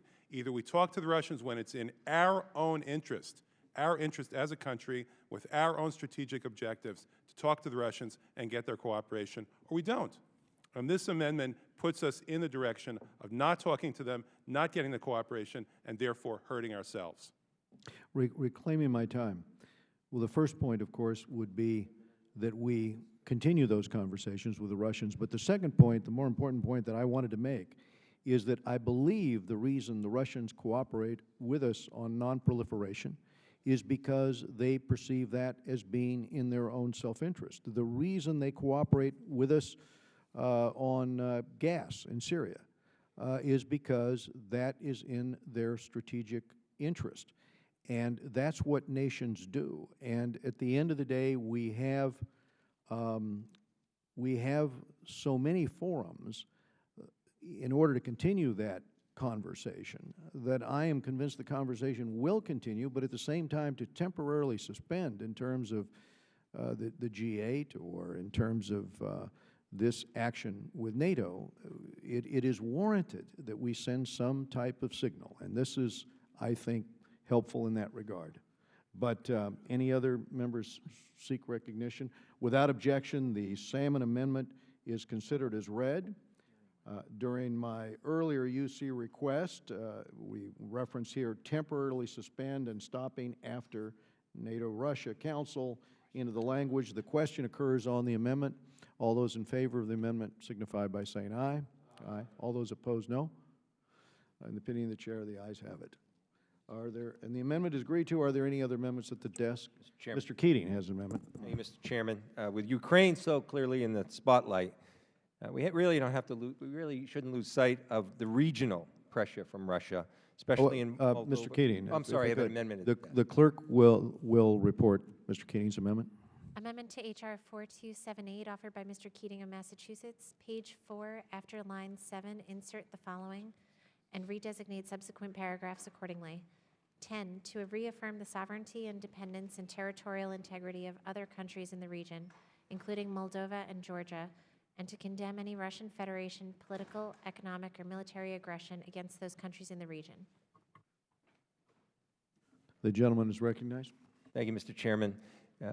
As I mentioned, the Ukraine clearly in the spotlight. We really can't lose sight of the regional pressure from Russia, especially Moldova and Georgia. And that's the reason Mr. Poe and I have put forward a resolution calling on allies to offer Georgia a membership action plan at the September NATO summit. And it's also the primary reason why this committee's long-standing support for the European Union's Eastern Partnership exists. Just as we condemn Russia's illegal activities in Ukraine, we must also condemn Russia's aggression, threats, and political and economic pressure on Georgia and Moldova. In Georgia, Russian troops are forcing communities apart by building illegal fences along the administrative boundary line. In Moldova, Russia has threatened to cut off trade and gas supplies if the government moves ahead with an association agreement with the European Union. Exactly the same thing they did in Ukraine. At the moment, Russian propaganda is fanning the flames of separatist tensions in Transnistria. We must make clear to the Russians that their efforts to balkanize Eastern Europe will not stand, and that any further acts of aggression in the region will also bring sanctions. This amendment does that. It also states clearly and unequivocally that the United States will continue to stand not just with Ukraine, but with Georgia and Moldova. And with that, I yield back, Mr. Chairman.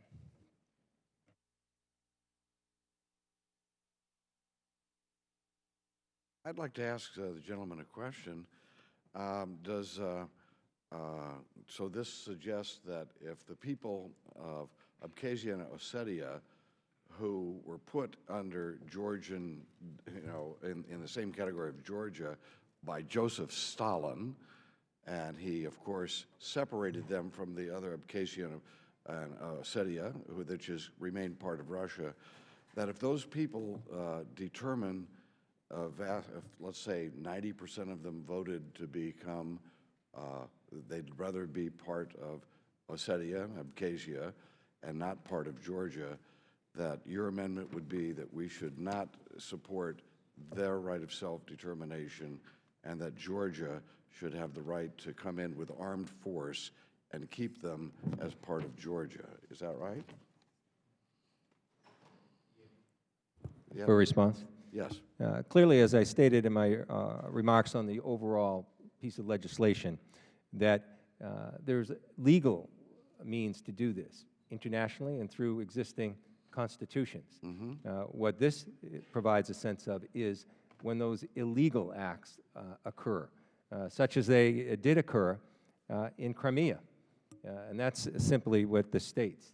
The distinction I'd make with your remarks is the difference between illegal actions and legal actions. So do you believe the Georgian breaking of the truce with Russia and sending their troops into Abkhazia and Ossetia, which at that time resulted in the retaliation, which we call an invasion of Russia, of Georgia, that you would say that that was illegal or legal on the part of Georgia sending their troops in and breaking the truce?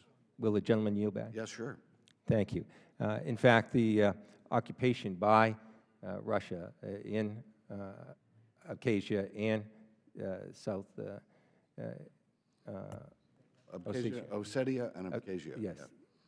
That occupation is indeed illegal. No, well, I was referring to what caused that situation to arise was that there was a truce between the Abkhazia and Ossetia were trying to win their independence. They are friends of Russia. They want to be part of Russia. They don't like the Georgians. They're a different religion. They're a different group of people. And in order to prevent violence from happening, there was a ceasefire in that area, and the Georgians broke that ceasefire and sent their troops in 2 days before the, quote, Russian invasion of Georgia. Would you say then that the Georgians were violating the law, or they were in accordance to the law when they sent their troops in? Will the gentleman yield back? Yes. With all due respect, I think the statute of limitations on Joseph Stalin has already passed. I think that this clearly deals with the actions that are happening right now and that have happened in the recent weeks, where the Russian illegal aggression I think it moved on that. Reclaiming my time, and I'll just say that it does come down with an honest disagreement of whether or not people have a right of self-determination. And our Declaration of Independence makes it very clear that that's one of the essential elements of what our country was supposed to be about, is that people have a right through the consent of the governed and a right to rebel if their consent is not being adhered to, that we do believe in the right of self-determination. Right now, what we're hearing is that is not the case, not just from you, but as part of the general debate here. Mr. Grayson and I obviously believe that that should play a role in America's decision-making around the world when people feel that they are subjugated, and if they want to, again, assert their right of independence or to be part of another country. That's, I think, part of the American experience. I'm sorry that that doesn't seem to be a principle in which we are making our determinations now. And this is not, I don't see this as just a matter of obviously Russian aggression. And nor do I see that it was American aggression upon Serbia when we went and bombed Serbia in order to ensure that the Kosovars had the right to independence from Serbia. So then again, that's a matter of consistency, but if you'd like to retort to that, please feel free. Would the gentleman yield? Yes. Thank the gentleman. I'll try and stay within 38 seconds we have left and simply state that Russia has committed to withdraw its troops from Georgia, and they have not done that. No. And when it comes to the U.S. also has a constitution. We're a country where there is a rule of law. And my amendment, as the overall legislation, deals with the illegal actions of Russia in that region, specifically Ukraine, but also the impending actions and the threatening actions with Moldova and Georgia. And that's as clearly as I could state it. With that, Yes, I have Thank you. out of time. I'll yield my second back to the chair. Could I go to Mr. Sherman of California? I rise in reluctant opposition to the amendment because I think that this resolution, this bill, should be narrowly tailored to meet the immediate needs of the Ukraine. The actions in Georgia are decades old, the actions in Moldova decades before that, and in any case, Georgia is not the Ukraine, Moldova is not the Ukraine. And I have argued in this room that we should not put controversial energy policy into this resolution. And I think we've been successful in having only the minimal and the least controversial statements about energy.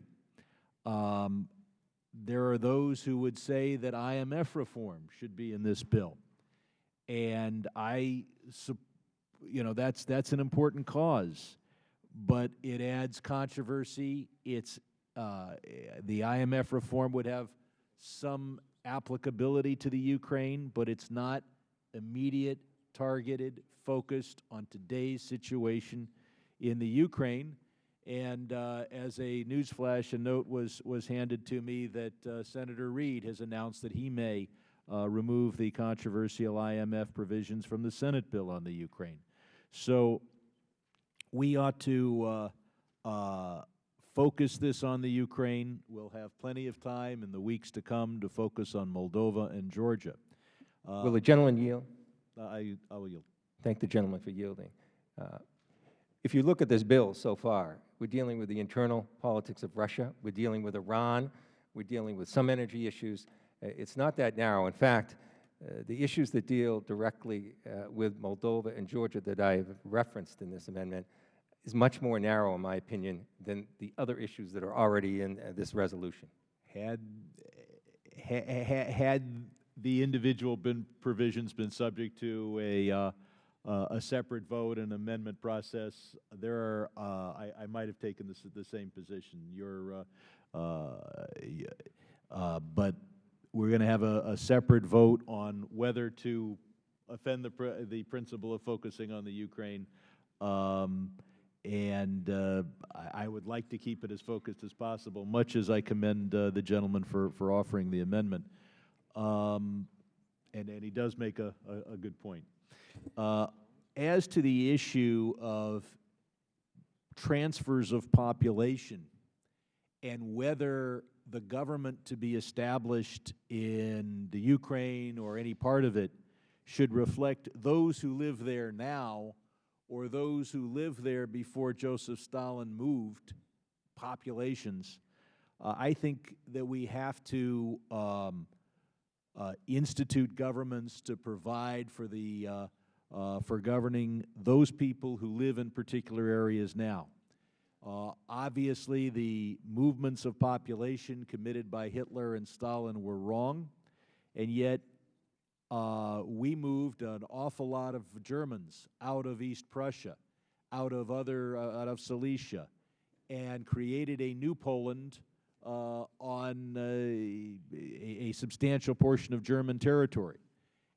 The 1940s and prior to that, populations were moved wrongfully, and whether it is today's Poland, whether it is the United States built entirely on conquered territory of the Native Americans, or whether it was the decision of Joshua to dispossess the Canaanites and lead to the creation of the state of Judea, those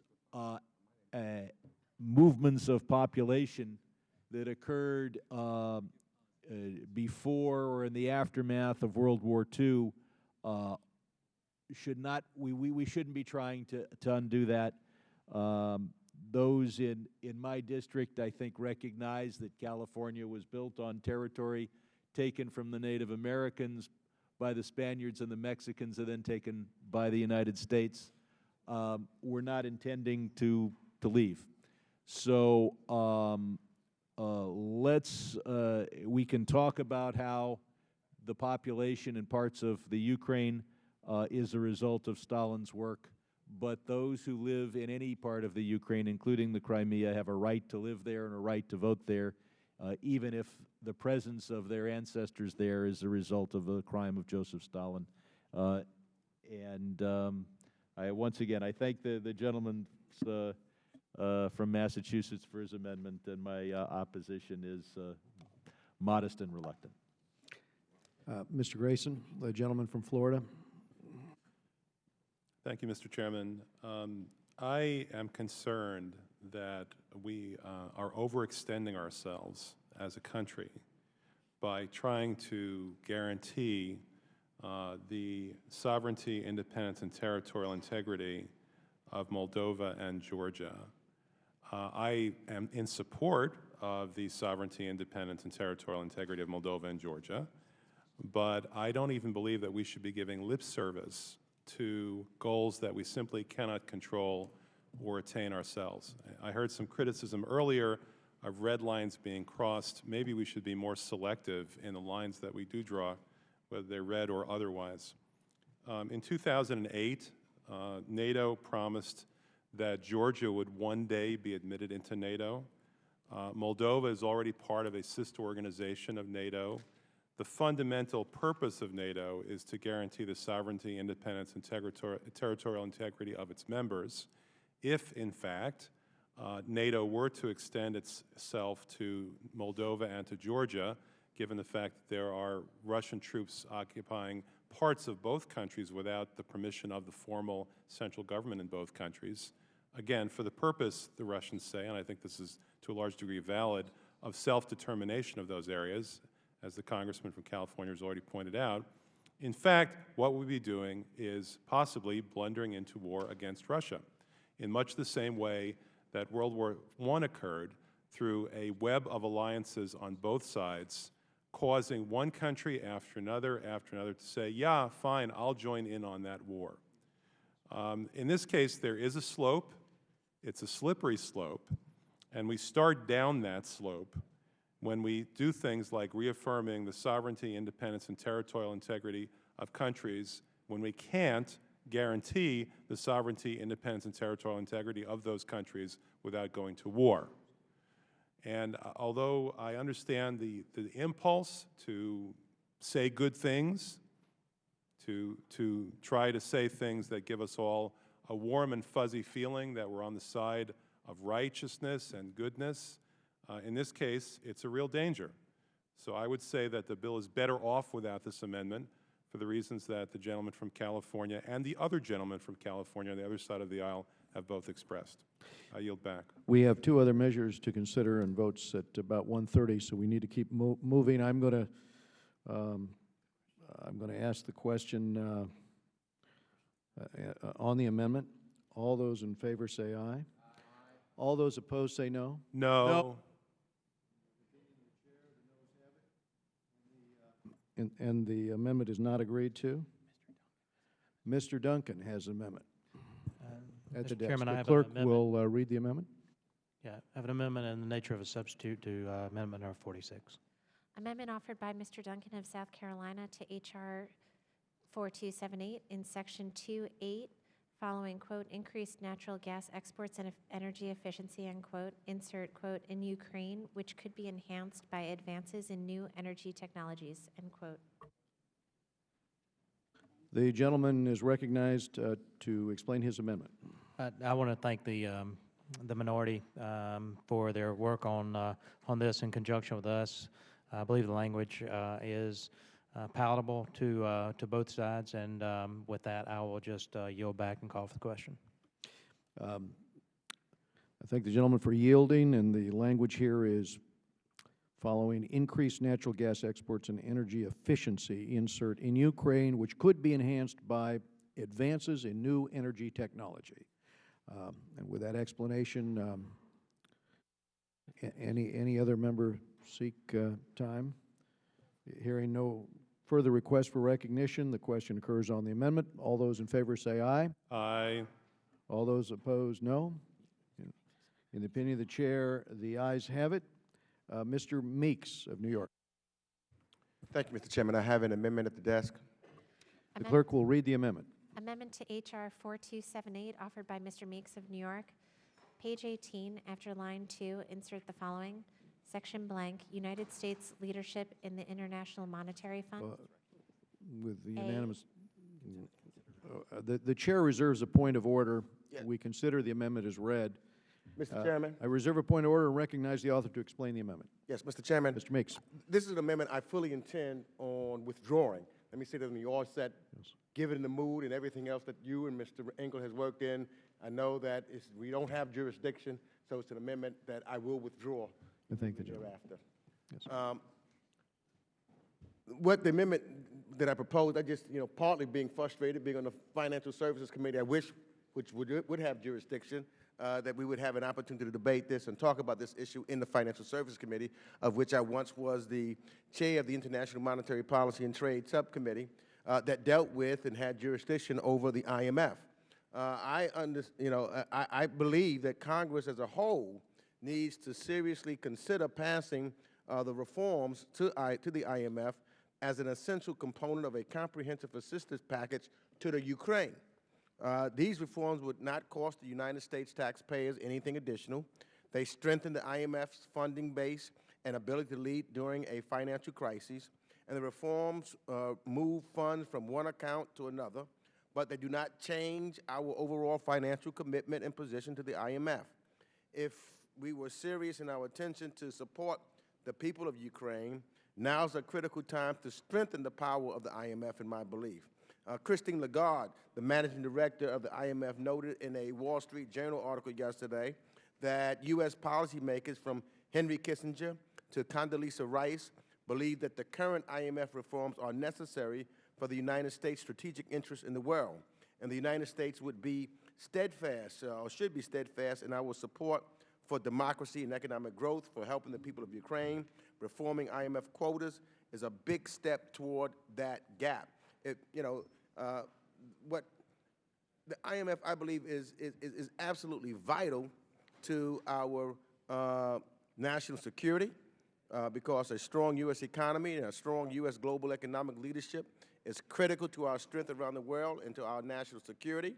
The IMF is also central tool to provide economic policy to support to U.S. allies and governments whose failure would jeopardize the United States' national security interests, and preventing financial crises makes for more capable partners in the fight against terrorism and the protection of human rights overall. And again, just what we will not be giving up. We will not be giving up our veto power over the IMF decisions, which provides us with a great deal of influence. We would implementation of the 2010 IMF reforms preserves the U.S. veto power and our leadership position without increasing our overall financial commitment of the IMF. And failure to pass IMF reform legislation more than 3 years after we helped design the reforms is undermining our international credibility. And so, with that, Mr. Chairman, I yield back the balance of my time. I thank the gentleman for yielding, and I do appreciate you withdrawing the amendment because, as you noted, Rule 10 of the House would grant jurisdiction on this to the Financial Services Committee over this issue, and so by withdrawing, we expedite the process of passing out the bill. Without objection, the gentleman's amendment is withdrawn. Hearing no further amendments to this measure, the question occurs on agreeing to House Resolution 4278 as amended. All those in favor say aye. Aye. All those opposed, no. In the opinion of the chairs, the ayes have it, and the bill as amended is agreed to. And without objection, 4278 as amended is ordered favorably reported as a single amendment in the nature of a substitute. Staff is directed to make any technical and conforming changes. We now move to consideration of our two bipartisan Asia resolutions for today. As your offices were previously notified, the ranking member and I propose to consider en bloc both resolutions and their respective substitute amendments, which were sent to your offices last night. And so without objection, the following items will be considered en bloc. House Resolution 418, urging the government of Burma to end the persecution of the Muslim Rohingya people.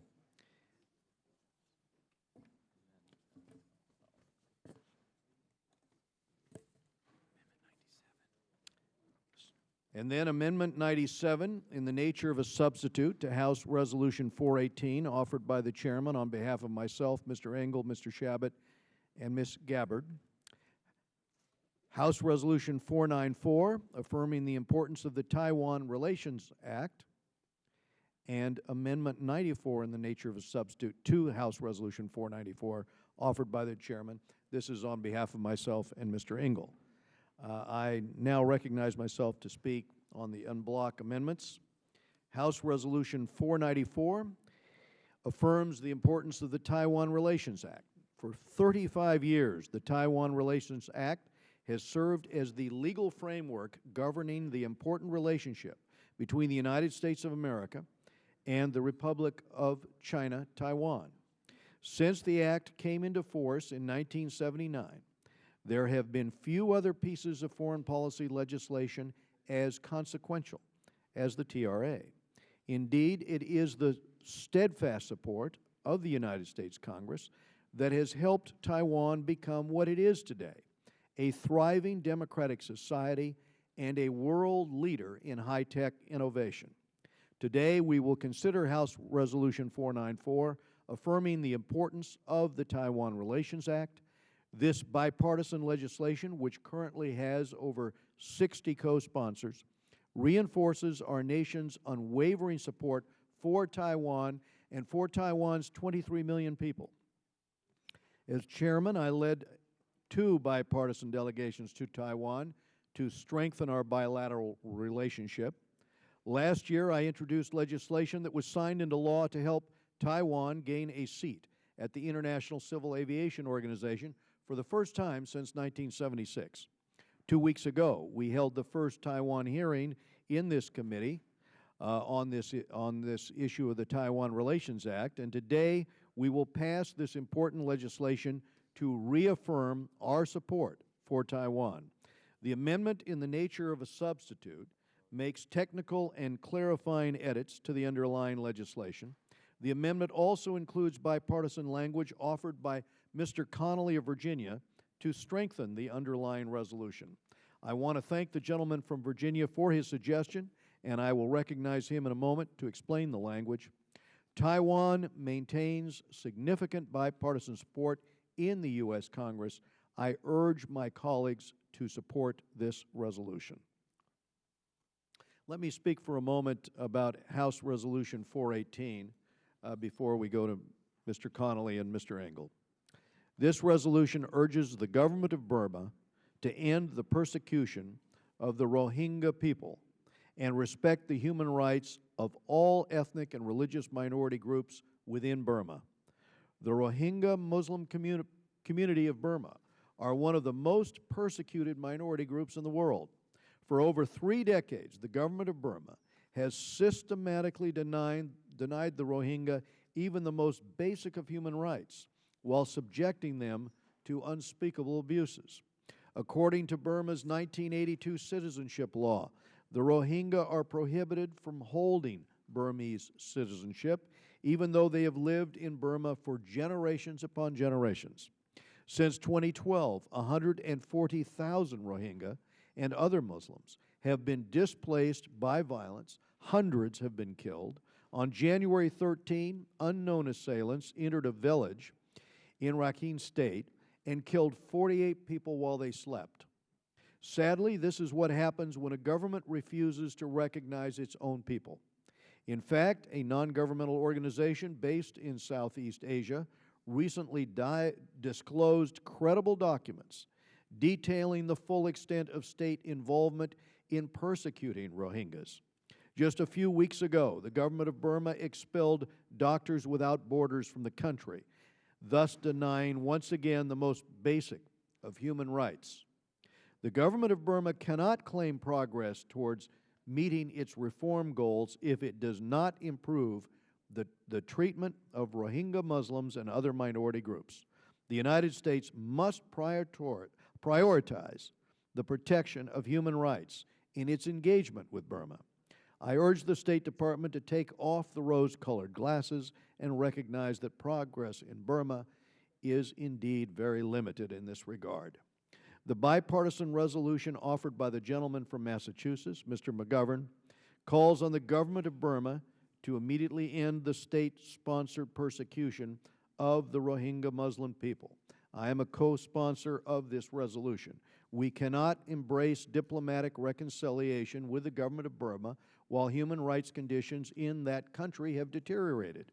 I am pleased to offer a bipartisan amendment in the nature of a substitute, along with my good friend, Ranking Member Engel, Chairman Steve Shabbat of the Asia Subcommittee, and Representative Gabbard of Hawaii, who is also a sponsor and a member of the Asia Subcommittee.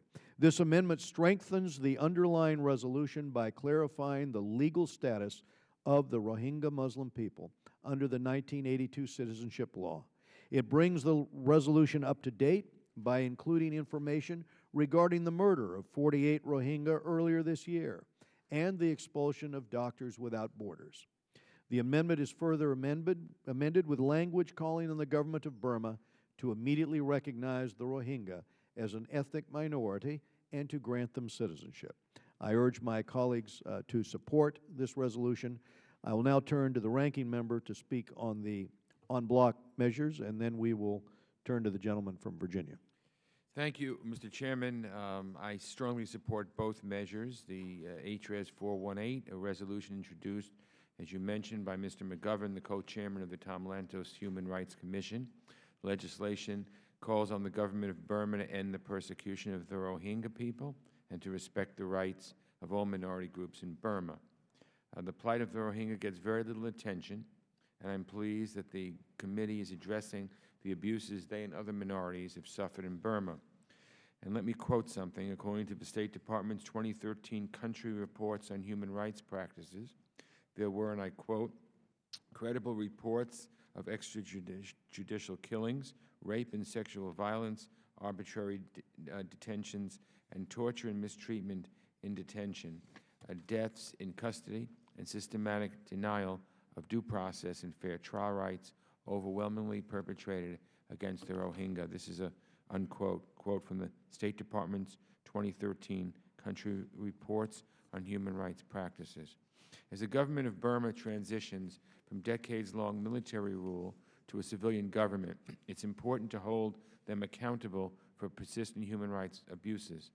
The killings, arbitrary detentions, and destruction of homes have caused 140,000 people to be internally displaced, and hundreds of thousands have been forced to flee to neighboring countries, including Thailand, Bangladesh, and Malaysia.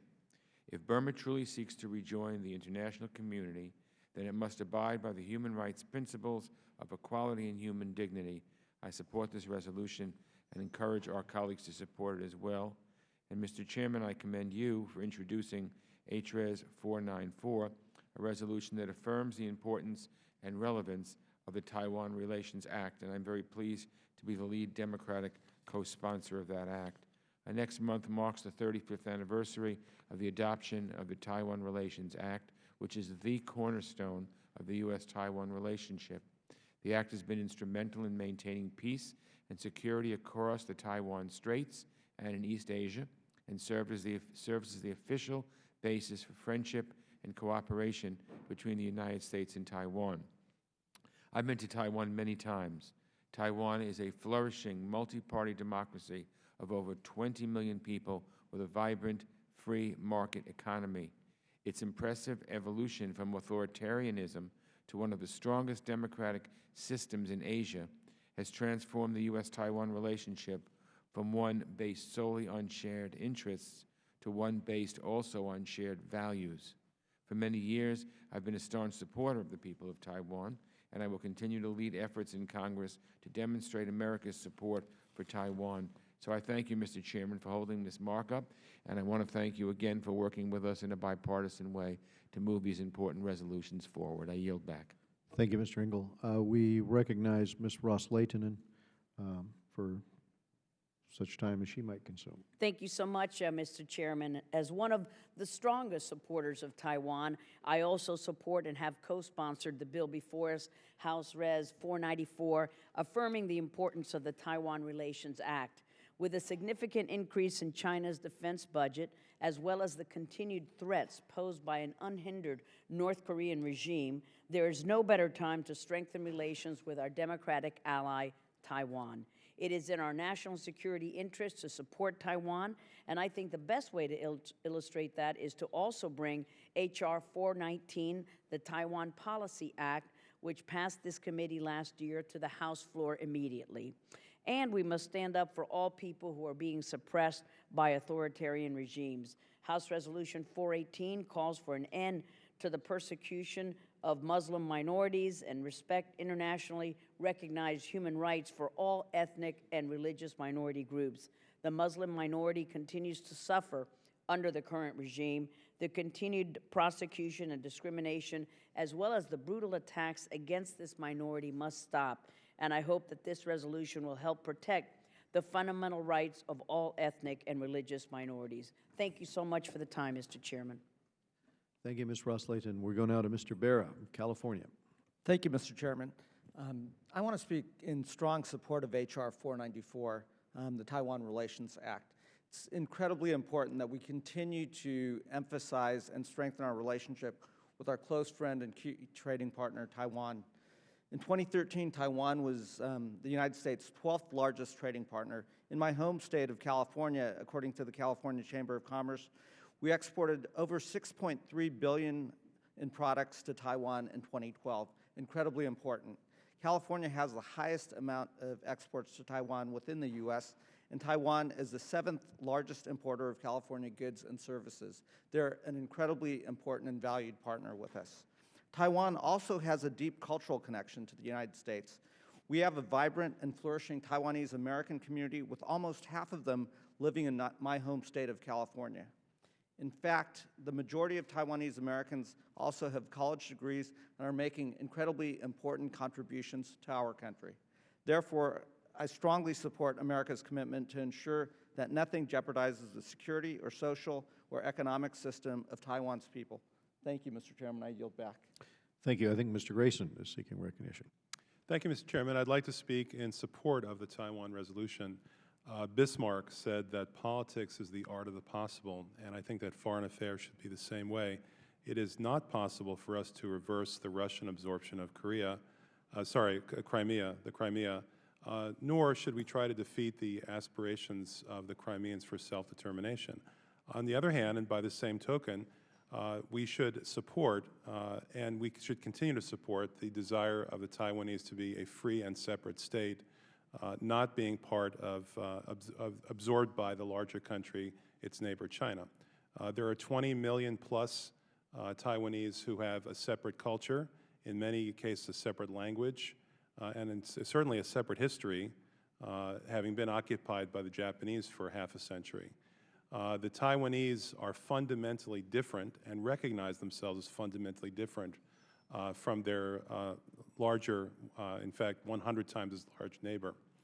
And therefore, we can and should support their desire for self-determination. We've done so going back to the 1940s, and I think that we should continue to do so. It is possible for Taiwan to be free and independent. It is possible for us to make that happen, and I think that we should continue to do so. I yield the balance of my time. We go now to Mr. Sherman of California. Thank you. I'd like to associate myself with Mr. Barra's comments, complete with statistics about the greatest state in the nation and its relationship with Taiwan. I want to support the bill on Taiwan. I had a chance to travel to Taiwan with the chair and some other members of this committee, where we met with President Ma and the leaders of the DPP. This is a vibrant democracy that deserves our support. I'm not sure I agree with the gentleman of Florida as to how separate the culture or language is of Taiwan as compared to China, but what is clearly different is on the mainland, people live in an authoritarian regime, and in Taiwan they have a vibrant democracy that deserves to be respected and helped, and I yield back. Are there any other members seeking recognition? Hearing none, the question occurs on agreeing to the measures considered en bloc. All those in favor say aye. Aye. Aye. All those opposed, no. In the opinion of the chair, the ayes have it, and the en bloc items are agreed to. And without objection, House Resolution 418 as amended and House Resolution 494 as amended are each ordered favorably reported as a single amendment in the nature of a substitute. The staff is directed to make any technical and conforming changes. And that concludes our business for today. I want to thank Ranking Member Engel and all of the committee members for their contribution and assistance with today's markup, and this committee stands adjourned.